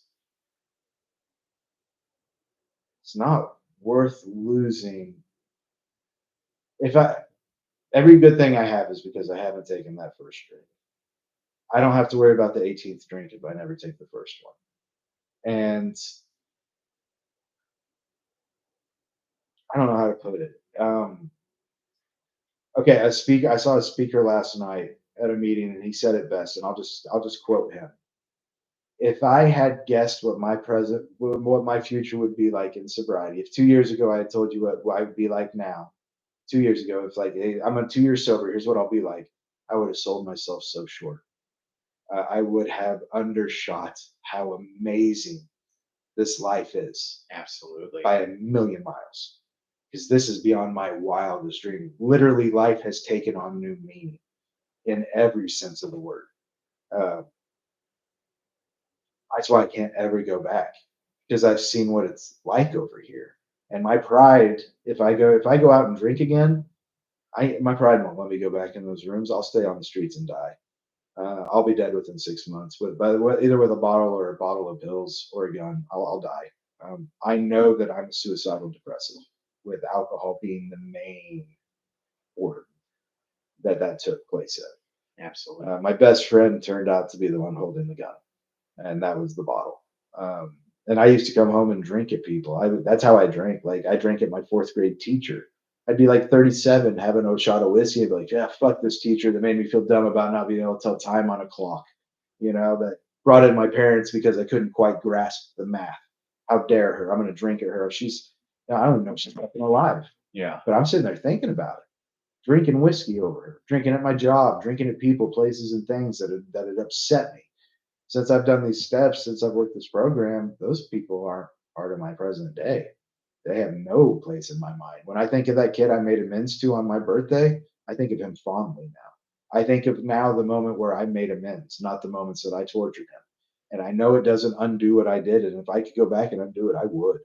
in a second, but I can't live like that. I can't live wishing I could do things that I can't do. I can't. Drive you crazy. Drive me insane. It's living in the past. Drive you Again, crazy. that's the past being the lock, not the key. If I do that, yeah, it'll drive me to drink. Just like lying to myself will drive me to drink. If I don't admit to God, to myself, and another human being what I've done, I'll eventually drink. If I don't treat you right, if I don't treat you right long enough, I'll drink. If I think I deserve something, if I think I'm owed something, I'll drink. Um, Everything I have now is a gift that's on loan from my Creator. And if I stay the course I'm on doing the next right thing, whatever that may be, I don't get to lose those gifts. I get to keep them. Drumming. I've been able to play drums again since I got sober. I got a drum set from a church, and I had sold all my drums years ago for drugs, years ago, and took 10 years off from playing drums. And I loved drums. And since I've got this little electronic drum set, I can play in my apartment. None of my neighbors can hear me. I play for an hour and a half a day. And what a gift. Because now I get to go home to see my family, and sometimes the church will ask if I can fill in drums, and my sister plays in the band. So as an adult, I get to make music with my sister, which I never thought I'd get to do. That's the gift of sobriety. If I start drinking again, I'll eventually have to sell those drums for money. I'll eventually lose them because I don't give a fuck about them anymore because they don't get me drunk. Yeah. So my path is not everyone's path. I don't believe there's one route to sobriety. AA has no monopoly on sobriety. I firmly believe that. I have friends that have gotten sober through therapy, through medication, through personal tragedy, losing a loved one, a brother to a fentanyl overdose. God bless that family, and I pray for them every single day because that's a fucking disease. I mean, I'm so grateful I never touched drugs like that because I can't imagine what shit's laced with now. Like that shit terrifies me, man. Yeah. Like, oh, just no.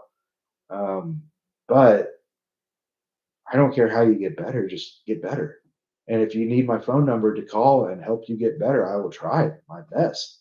I have one rule for people when I get about my number in a program is don't call me when you're drunk. I can't help a drunk. I can't. Do not call me when you're drunk. I can't help you. You're not you. You're someone else. Call me when you're sober. We'll talk for hours. But I can't give you 1 minute if you're wasted. Can't do it. A wet drunk is just not something I can do. It doesn't make you a bad person. And I've had people that had 8 months of sobriety and they go out and they come back and they go, I don't know what happened. And I go, you're an alcoholic. We go out and drink. Do you think you're special? Like, what the fuck, man? Like, have you been Divine intervention have, you drink? have you been listening to the fucking program? You stopped coming to meetings. You stopped calling your sponsor. You stopped calling the people that have helped you get here. You started thinking you could do it. You started thinking instead of asking and praying for God's will or higher power, however you want to do it, or even just therapy. You stop taking into account your place in things. Yeah. Once you start looking at everybody else and how they've affected you instead of how you've affected them, that's when I'll drink. I'll drink when that happens because that's what I do. Once you've pissed me off, buddy, I didn't do anything wrong. Yeah. I'm a fucking angel. Uh, it's just Man, I had that thought the other week. You ever, since being sober from booze, have you had any thought of saying fuck it and going back to drinking? Reason I ask yeah. is because my wife still drinks. She doesn't have the drinking problem that I have. She's a You normal. know, I think that she has a little issue with drinking, but that's neither here nor there. That's We can't diagnose them. Yeah. Yeah, they have to diagnose themselves. But the other week we had argued about, I don't even know what about, but in my head, I wanted to go grab that bottle out of the freezer and sit it down in front of her and be like, all right, you want to fight like this? Okay. And pour a shot and shoot it right in front of her. Like I had that thought that, ooh, you'll get to her if you do this kind of thing. You know what I mean? Yeah. You ever have anything like that? It's been a really long time. I mean, I didn't do it. Yeah, yeah. I didn't do it, and I just went to bed. You know, I was trying to think about this the other day. I can't remember. Wow. Well, shit. There you go. Yeah, I do have an example. there you go. I'm sure every Oh, alcoholic buddy, does. and this is a this is a good But one. it was just a little like Yeah, yeah, yeah. moment, you know. Mine wasn't quite like that. Okay, I'll preface it by saying about 2 months ago, I went to a bachelor party for a buddy of mine, and it was at a bar. Everybody was drinking shots. We went out to Mahogany, had a nice steak dinner, shots everywhere, drinks everywhere. I stayed sober, never had a single desire to have a drink. Not once did I. I had a blast, had the best time. But I knew when it was time to get on the party bus and go to the strip club, it was my time to say goodbye because that's when the bottles were going to be out and open and not being served to us by professionals. I was done. Okay. No problem. Flash forward to 2 weeks later, I go home to see my family. My nephew's just turned 21 years old. We go out to a German restaurant, just a German restaurant, to have dinner. They find out he's turned 21. They bring him a Jaeger bomb shot. I have never wanted a drink. I just wanted a drink in that moment. I just wanted to drink so bad in that moment What was it that caused the want? because he didn't even like it. He didn't want the shot. He didn't ask for it. He just got a free shot, and I thought, oh, he's not going to like that, you know. So and then everybody's voice got loud, and then everybody started chewing too loudly, and I had to sit there and go, "What the fuck are you doing, man? You're surrounded by your support system, and this is what's going on." Alcohol is three things: cunning, baffling, and powerful. It's all three of those things. Yeah. That is what it was to me that day. I was like, "You're surrounded by your support system. No one else is even drinking. Your nephew's just had half that shot and said it's gross, and you know it's going to be gross because you don't even fucking like Jaeger." Um, and and it was a celebration of his birthday and it was fun and i didn't want I didn't want a drink in that moment. I wanted the ability to have a drink and be done. I wanted the ability to have one single drink and know that I could have one single drink and that'd be it. But you can't. Can't, won't. I will die if I do. I will lose everything. It might be quickly, it might be slowly, but it's gone. And people start to notice when I stop coming around. People notice whenever I have an attitude change. I might, you know. So I was upfront with my family about it. I said, no one did anything wrong, first off. No one, literally everybody did everything correctly, which was just like living your life. I need to go call my sponsor because I'm an addict. And what I just experienced was addiction without being addicted. Um, and that story I was able to tell in an AA meeting a week later. And then follow up, a guy came back from a trip from out of town. He's like, "Your story saved my life." He's like, "I was on a business trip. Everybody had gone to the bar, and I saw people having drinks with impunity, with no one they could have it." And he said, "I wanted one, but then I remembered your story about how cunning, baffling, and powerful this disease is, and how 3 years of sobriety doesn't mean a fucking thing if I go up here and think the committee is what I hear this called all the time. They'll keep me trapped up here for the rest of my life. If I don't have a SWAT team when I go up there to have a thought, I'll die. So my experience of weakness in that moment helped another person stay strong, and it helped my family have a little bit better of an understanding of my addiction. Um, I've been resolute since then. I mean, I haven't had a desire, and before that, I went like 7 months without a desire. Living on my own was a little tough for the first time because no one would have known. Yeah. I could have got a bottle and no one would have known. I didn't have Laura. I didn't have my ex-wife to try and prove to her I wasn't drinking. I wasn't staying with my family, so I didn't have to prove to them I wasn't drinking. Could have bought a bottle. Instead, I went to meetings. Instead, I went to the gym. Instead, I called somebody. Uh, Tools in a toolbox. That's all I have. Is cliches that I have heard that thank God I remembered, and tools in the toolbox. That's literally all I have. And I have the promise of today, and even that could end at any fucking moment. So tell people you love them before you hang up the phone. Uh, Be kind to the guy that annoys you. Act as if he doesn't. Even if I'm mad at my wife, I still tell her I love You her. have to, man. You have to. You don't want to live. It's about living with that being your last words. Yeah. You know, you don't want to die and then her be like, well, he didn't say that, or you don't want her to die and The last thing he said to me was "F you" or whatever, you know. Yeah, Absolutely. can't do that. Yeah, life is too short, man.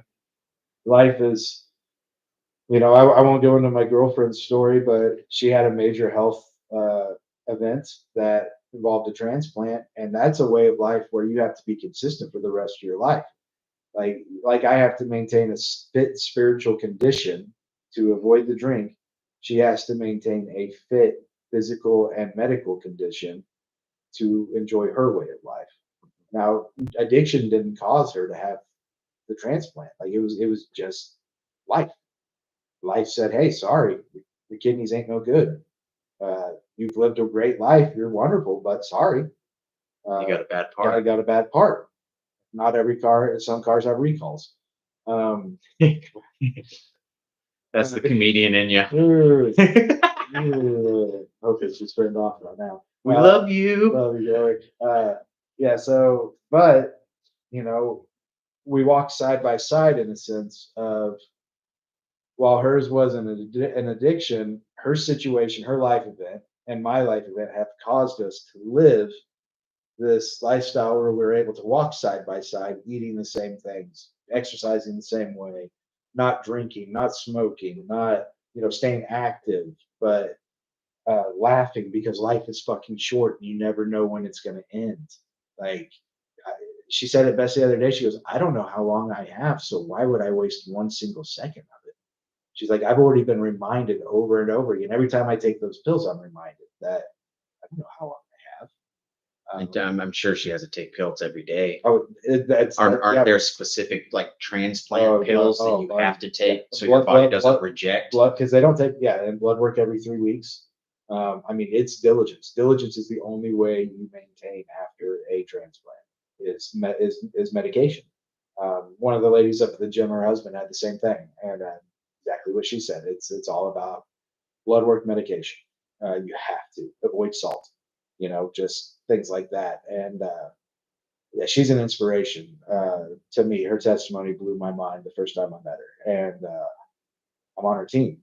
And while she doesn't share my addiction, she understands it, and that was huge for me as well. Mhm. Because I said I don't drink, I don't go to bars, and she said, "Oh, are you a friend of Bill W?" Which Bill W is one of the creators of AA. We call ourselves friends of Bill W. Mhm. She goes, "Oh, are you a friend of Bill W?" And I said, "Yes." She goes, "That's great. That means you're already doing the work on yourself."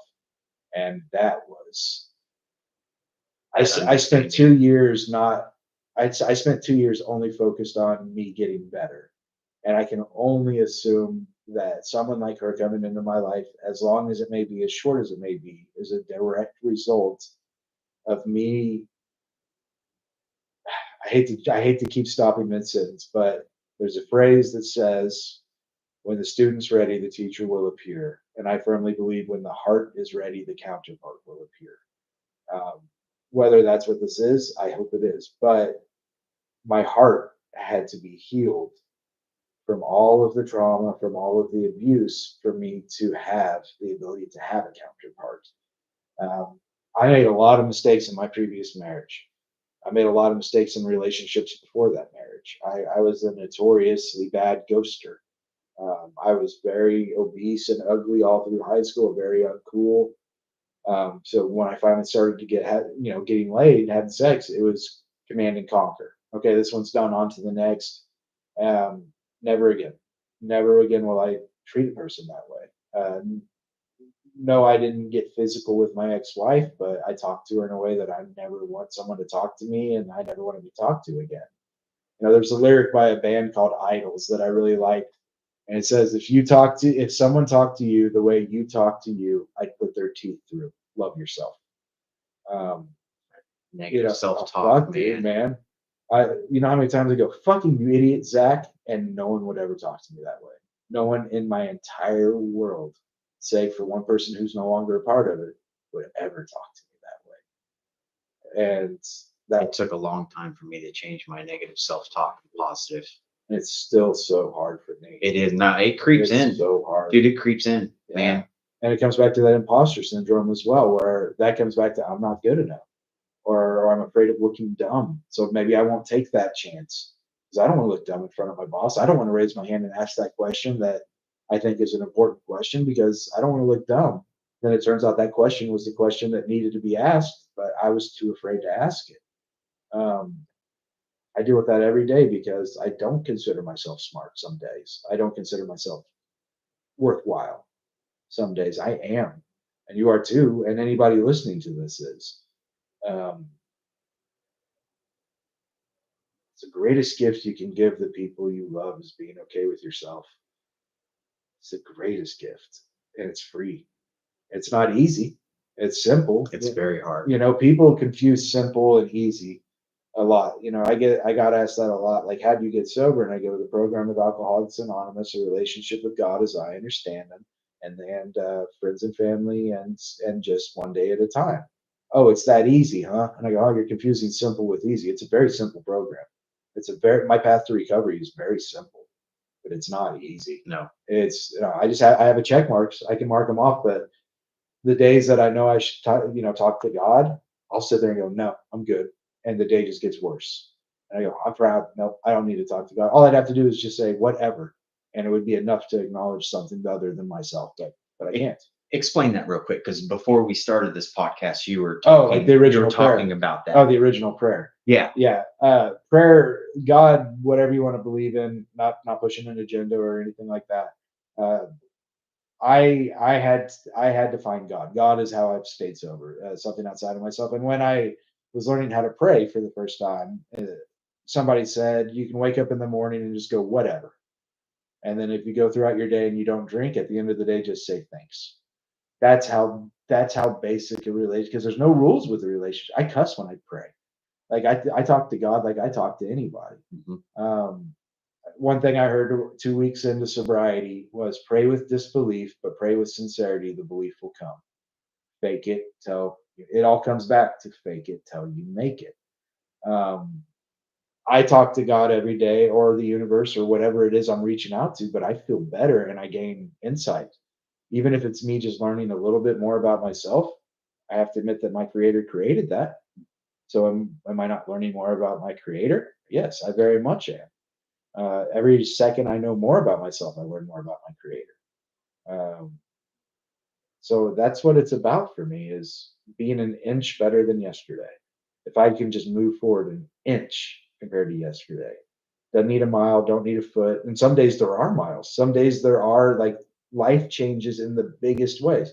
When I got divorced and got out of debt, my life changed in the most drastic way possible over the course of 2 weeks. Before that, inch a day, inch a day. And then boom, here's 100 yards. You're back to an inch a day now. Appreciate that 100 Most yards. days are an inch. Yeah, appreciate that 100 yards, man, because you gained a lot of ground that day. You gained a lot of ground back to an inch, and that's how it adds up. Yeah. Micro habits, micro stackings, micro miracles. That's what I call them. Stay in AA long enough, Micro miracles. you'll see I like enough. that. You'll see enough micro miracles that you cannot deny that nothing in this world happens by mistake. Everything in this world is on purpose. Little micro miracles happen to me all the time, man. Fuck yeah, dude. I was telling you about the computer that I need to save up for, Yeah, and the dude. customer that offered to sell me their company's old one. Like little things like that happen to me all the time, man. And that's one of the ways that I know that I'm on the correct path. Yeah. Even though I feel the loneliness creeping in and whatnot, I know I'm on the right path because these good things happen to me. Yeah. I'm not searching for them. They just kind of fall into my lap. Everything good that has happened in my life has literally fallen into my lap. Yep. And all I did was reach out and grab it. Like my wife fell into my lap, and I persisted over you. It took me years of persistence to get her to be my wife, Yeah.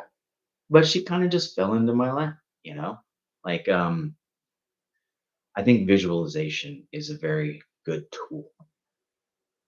It's not the only thing. You have to do way more than just visualize what you want.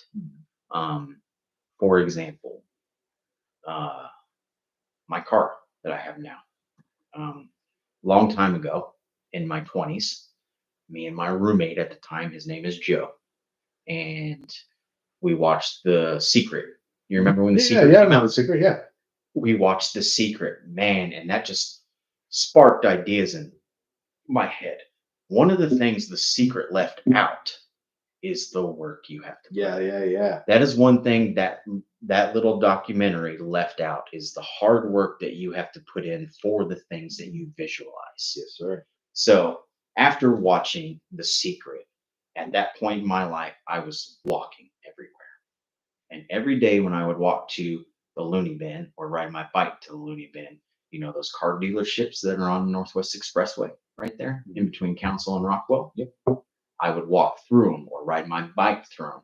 And I used to visualize daily when I would go through them, I would visualize one of the uh, car salesmen coming out and being like, "Hey, man, we see you walk all the time. We want to donate this car to you, blah, blah, Yeah, blah." yeah, You yeah, know, yeah. I'd visualize somebody giving me a car. You visualize somebody else being kind, or somebody else. You, No, you visualize some miracle happening from some other no, person. I would specifically visualize somebody giving me a vehicle. Yeah, That was the visualization that I would do through those walks. And it wasn't until I got sober and I started doing work. One Christmas, my wife's aunt had an extra vehicle in a Suzu Rodeo that she no longer drove anymore. And she gave that to us. Now, this was 15 years after I first started visualizing it. And it wasn't until I got sober and started doing the hard work it takes to better your life that that visualization came into fruition. yeah. I visualized it years and years ago, but it wasn't until you put in the work that it actually happened. I love that. We like to say with AA, we talk about the promises, and we say, "Are these extravagant promises?" And we say, "We think not." They will always materialize, sometimes quickly, sometimes slowly, but they will always materialize if we work for them. Work, work, work. Absolutely. Um, I waited for things to be given to me for so long. And I'm like you, I've had stuff fall in my lap way too often. I've been way too lucky. I avoided way too many DUIs that I should have got. I avoided some real bad repercussions that I should have paid up on years ago. Um, and I always thought, oh, I got an angel looking over me. And it's like, no, when's the karma coming? There's got to be some repercussions. And there probably were, but life was just miserable enough. It probably just stacked onto that. And I didn't realize it. Um, but like you said, there's things that happen. The number one word used to describe God when people can't describe God is the word something. Um, like if you were to go, just something came over me. Something told me Mhm. to drive through that car dealership. Something told my aunt to give me that car. Just something about that guy. Something about that guy's interesting to me. Something came into the room. Something just came over. It's us acknowledging something beyond our logic and our grasp. To me, that's God. Yeah. So even an atheist, while they might not know it, to me, when they say, "Oh yeah, just something about that guy," it's like, well, yeah, there's something about that guy. It's God, or something came over you. Well, what do you want to call it? Or it's God, or it could just be good intuition, which to me is God. It could just be thinking of others, which is God. Um, my God's not a guy in a chair. My God is goods. My God is kindness. My God is this, a conversation. This is where God exists for me, is in this Moment. moment. Yeah. My God's not punitive. My God's not, religion's for people afraid of hell. Spirituality is just for people that's been there. And I firmly plant my flag inside spirituality. Now, I'm never quick to turn down the words of a religious man. I am always quick to listen to them and take what I need and leave what I don't, because there is truth in that. And yeah, you can say, well, it's evil, it's all that. Well, mankind has fucked up everything we've put our hands on. Show me some cause or some fund or some sort of group that has not been tarnished by the effects of a man being a part of it. There's no way around it. Even something you champion has been fucked up by a person. Mhm. Everything I've championed has been fucked up by a person. No one's impervious. So take what you need and leave what you don't. Um, I'm excited about this because this has filled my cup. This has been coming from a conversation with my girlfriend, which is right along these lines, into another conversation with you, about this and finally getting to do this podcast and finally being ready. I wasn't ready 5 months ago, 4 months ago when we tried this. I wasn't. I was Yeah. still filled with anger. I was still filled with half platitudes and bullshits. I didn't know who I was yet. And I still don't, but I know a lot more. But that's the beauty of all this, man. It's progress over perfection. Mhm. Quality, not quantity. Yeah. That's what I say. Yeah, dude. Yeah, give me your best, not what, not yeah, Everything else will come. yeah, man. Focus on the quality. What's for you will not pass you by. You know, if good things are, no matter what, what's for you will not pass you by. Um, I firmly believe that. If I'm the only thing in this world that can make me miserable, the only thing that can do it is me. Uh, that's it. That's literally it. I know people in this program of Alcoholics Anonymous whose sons have been murdered, their husbands died a week later, their sister moved in with them, died of cancer. All of this happened to this poor woman within 6 months. Never had a drink, sits there with a smile on her face because she knows in her beliefs that she'll see her family again. But also, she knows that she didn't have to drink because of it, and that's the best honor she could have given those family members is by not going back to who she was. Um, that proves to me that anybody can do it if you're willing to put in the work. And sometimes the work is picking up a 900-pound cell phone and calling somebody and saying, "I need help," because that phone weighs a fuckload whenever we need somebody. It's easy to call for selfish things, but the call to get help is it's hard. And call somebody. I mean, if anybody's listening to this and they're hesitant, just call somebody. I don't care. Have a host of friends. I believe in having a host of friends, which is 17 friends. Law of averages dictates that at least one of those 17 friends will answer their phone and talk you off that bridge or talk you out of taking those pills or talk you out of having that first drink. Law of averages shows that a host of friends is the best thing a person can have. Yeah. And it takes getting out of your comfort zone to get a host of friends. It takes. I think that's the hardest thing for most people. We're adults, man. Making a friend as an adult, it's fucking hard as shit, dude. Dating in your 40s, fucking gnarly. You know how expensive it is? It's fucking bowling is like. Listen, I have a wife, and I know how expensive that is. I Try can't imagine trying to court Try somebody. putting on airs. Try fucking. Yeah, dude. Oh, I can't imagine trying to court somebody at God, 42 years you could old. hear the rust falling off of me. It was fucking horrible. It was so bad, dude. It was awful. Like I kept farting during. I went to a bowling alley with a girl. And I kept farting during it, and the date was going so bad that I just sat down next to her. I was like, "You've been bowling into my farts this entire time. I know it because I've just been farting." And she's like, "Oh," and I was like, "Do you want to do lunch? It's one. You want to do dinner? It's 2 p.m. We'll just end this date and just ended the date. Like it was just bad." I just got back. Did you really end it that way, or was that a joke? No, no. I was like, "Hey, it's early, but do you want to just go ahead and have dinner and call it a day?" She's like, "Yeah, that's fine," because I had driven to Enid. She was a sweet lady. It just there was no connection. And Yeah. we both and I kept farting because I changed up my colon broom the other day. And, yeah, it was bad. It was like worst case scenario, and I'd go and pretend to look at other balls. Really, I was just off farting. I know I've noticed. Really, we went from real sentimental to this, but there's two sides to every coin. You know, it's like the people that love the comedian, they see that 45 minutes, but they don't see the 23 hours and 15 minutes that they exist over here. You see the good in me in sobriety, you see the healthiness, you see the Facebook post, you see the activity. Like you said, they don't see the work. They don't see the moments where I'm alone and I feel like I can't achieve anything and that I've let everyone down, even though I haven't done anything to let anybody down. Yeah. But I've convinced myself I was. But what you guys see is this. But the rest of this table is the sweat, the doubt, the hope, the phone calls, uh, the people that have gotten me to where I am. I'm grateful for the community that got me. I could not have done it alone. I have tried to be this way on my own before, and I couldn't. I'm too selfish. So I surround myself with the right type of people. And unfortunately, I've had to lose people from my past to get here. My hope is that maybe they'll cross again, both of us better. I can't risk both of us. I can't risk it if one of us isn't well. Not that I don't want to help another person that needs help, but if they're not willing, it means I'm helping somebody that doesn't want it, and there's somebody standing 10 feet away that I could be helping that wants it. I can't waste my time with somebody that does not want help because somebody wants it and they're not getting that help. Yeah. It's a disservice to I waste think my you time. made me just realize how I can do it on my own. What do you mean? Just when you're talking, I just had a thought about, so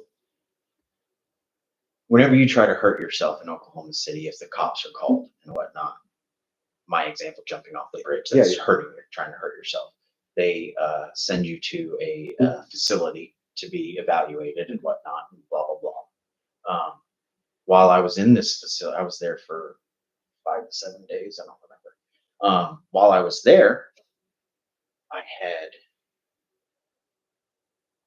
asked. We could only use their phone. I didn't have my phone anymore, so I was talking to my wife one night, and I had asked her. So I would get upper pills from a friend of mine. She would just randomly give them to me while we were at work. Here you go. Here you go. Here you go. Draws. I know you like these. Here's one. Blah blah blah blah blah blah blah. Um, well, I had asked my wife to ask a friend of ours to go and ask that person never to do that again. Well, I don't know if he knew this consciously or not, told my wife that I needed to do that. He wasn't going to do it for me, that was my responsibility to do. So I ended up, after I got out of that facility and going back to work, I had to summon the courage and the gall to look my friend of however many years in the face and ask her never to do that. And I think I just realized from listening to you that that is because I've done this all on my own. I haven't used AA. I have nobody that I can call. It wasn't my family that helped me do it. They supported me, yes, but I've done this all on my own through this 5 years, you know. And I think now looking back on it from talking to you, that moment that I had to summon that courage to tell my friend never to do that again was the catalyst that allowed me to go on this journey by myself. Yeah. Thank you. Yeah, man, no, you did it, dude. You're the one that had No, the courage. Yeah. but you brought it out of my Yeah. mind. Talking with you brought it out of my mind. Thank you. You set a boundary.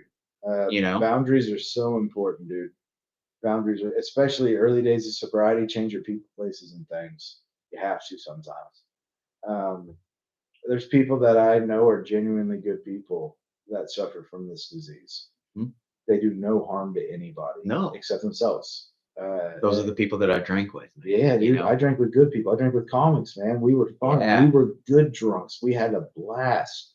Um, there's nothing better than choking it up with a bunch of comedians dude, and I a mean, little yeah, bit man. drunk after doing an open And mic. now everybody's just stoned, so it's whatever it is. You know, everybody's just California sober up and down. But and alcohol, the few open mics I've been to, doesn't seem to be as prevalent as it used to be in the comedy scene. I think everybody just has switched over to cannabis now that it's so legal in the state of Oklahoma. Mm. But you know, to each their own. And I I had to start taking immediate responsibility, like you did with your friend, for boundaries with people. That I said, if this is gonna work, I can't have outside influences. Um, you know, we have a thing in AA where we don't allow outside influences or outside issues into the meeting. It's an election season, which means I have to tell people, hey, we don't talk politics in here. That's an outside issue. Religion, we don't talk religion. That's an outside issue. You can talk spirituality all you want, but we don't talk government. We don't talk religion. And I can't live with outside issues in my life. Like, truth of the matter is, after the assassination attempt on Donald Trump, I didn't know about it till the next day when they prayed about it at church, because and I wouldn't have known about it probably for several weeks. I don't do the news. I don't do Twitter. I don't do any of that because it made me miserable. And I've been off of that for about 7 months now. That whole lifestyle of Twitter. I go on Facebook and I have like inspirational shit I look at. I post inspirational shit. I log out. I see what my family's up to. I see and that's what I do. Mhm. Um, because if I can't control it and I try to, it ends up controlling me. Anything outside of my control that I try and control, which I can't control anything, it ends up controlling me. I used to wake up and look at Twitter and go, how fucking on fire is the world today?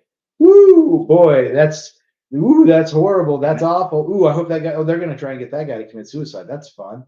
Oh, that's cool. I'm a part of the fucking problem. I'm waking up every day to look at Schadenfreude so I can feel better about my miserable life. Fuck that. So people hate that. I've been called an entitled white guy because I don't follow politics at all. And they go, well, it doesn't affect you. And I go, well, it will eventually. Why worry about it now? If it's going to affect me, no matter what I believe or do, it'll get to me eventually. Mhm. So why the fuck worry about it? I'm going to be concerned with my family right now. I'm going to be concerned with right now. I don't give a fuck about two billionaires doing. I don't care. And maybe it makes me in the minority. It makes me. I just won't vote. How about that? I just won't vote. So I'll just instead of being a misinformed voter, I'll just be a Misinformed non-voter. non-voter. Yes, I will just not clog the pipes. That's all right. And but politics. But that's part of the negativity of the world that I have to avoid because I get caught up in it. The things you own end up owning you. The things you consume end up consuming you. Food, alcohol, the news, the devastations in the world. It's just I don't have time for it. I'm surrounded by too much good locally to care about the bad out there. And I can only help what's here. Yeah. I can only help what's here. I can only help who I can get to. The best way to change the world is one, to change yourself, but also to make change in your immediate circle. Yes, sir. That's how you do it. Yeah. We've almost talked for 3 hours, buddy. Bro, we're at 2:41. I know, man. I'm impressed. I'm almost got to pee again. I'm right there with you. Well, let's do this. I've been ending my podcast like this. What is something you've learned in life? Not from this Yeah, yeah. podcast. What is something you've learned that you can give to anybody who listens? Vulnerability breaks down barriers between people like you could never imagine. When we sat down here today, I'm going to use today as an example. Okay. When we sat down here and you were immediately vulnerable about how you feel about your recovery and about your progress, it broke down every wall I had. I wasn't ready to be standoffish, but I was ready to be guarded today. When you were unabashedly honest about what you were going through, that guard dropped, and we got to have a real fucking conversation today. It's probably the best conversation the realest conversation you and I have ever had in our entire friendship. We have a decade and a half of knowing each other. I would totally agree with that. And it's a result of that, of just here's my truth. Take it or leave it. I don't care. You can either help me with it or you can't. That's fine. I don't. It's fine. But here's my truth. Once you're true, once you're honestly yourself, you can never be ugly again except to those that don't understand, and that's their fault, not you. Once you're honest, you can never be ugly again except to people that don't understand, but that's because they like to lie.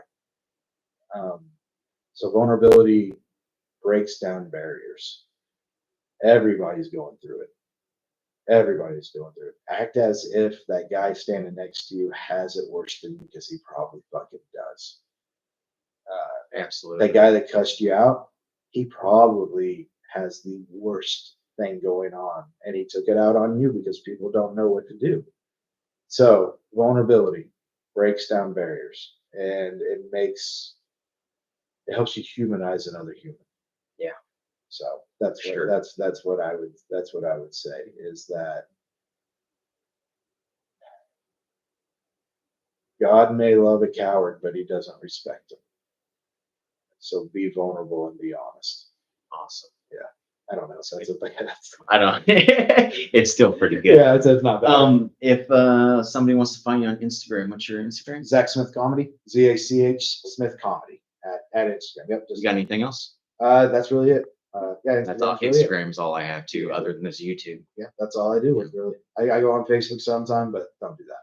Yeah. Yeah, don't do that. I actually, so I had gotten rid of social media for years, and then when I started this podcast, I started my Instagram back up Yeah. to just promote it, and almost immediately I was addicted to social media again, dude. It's ridiculous.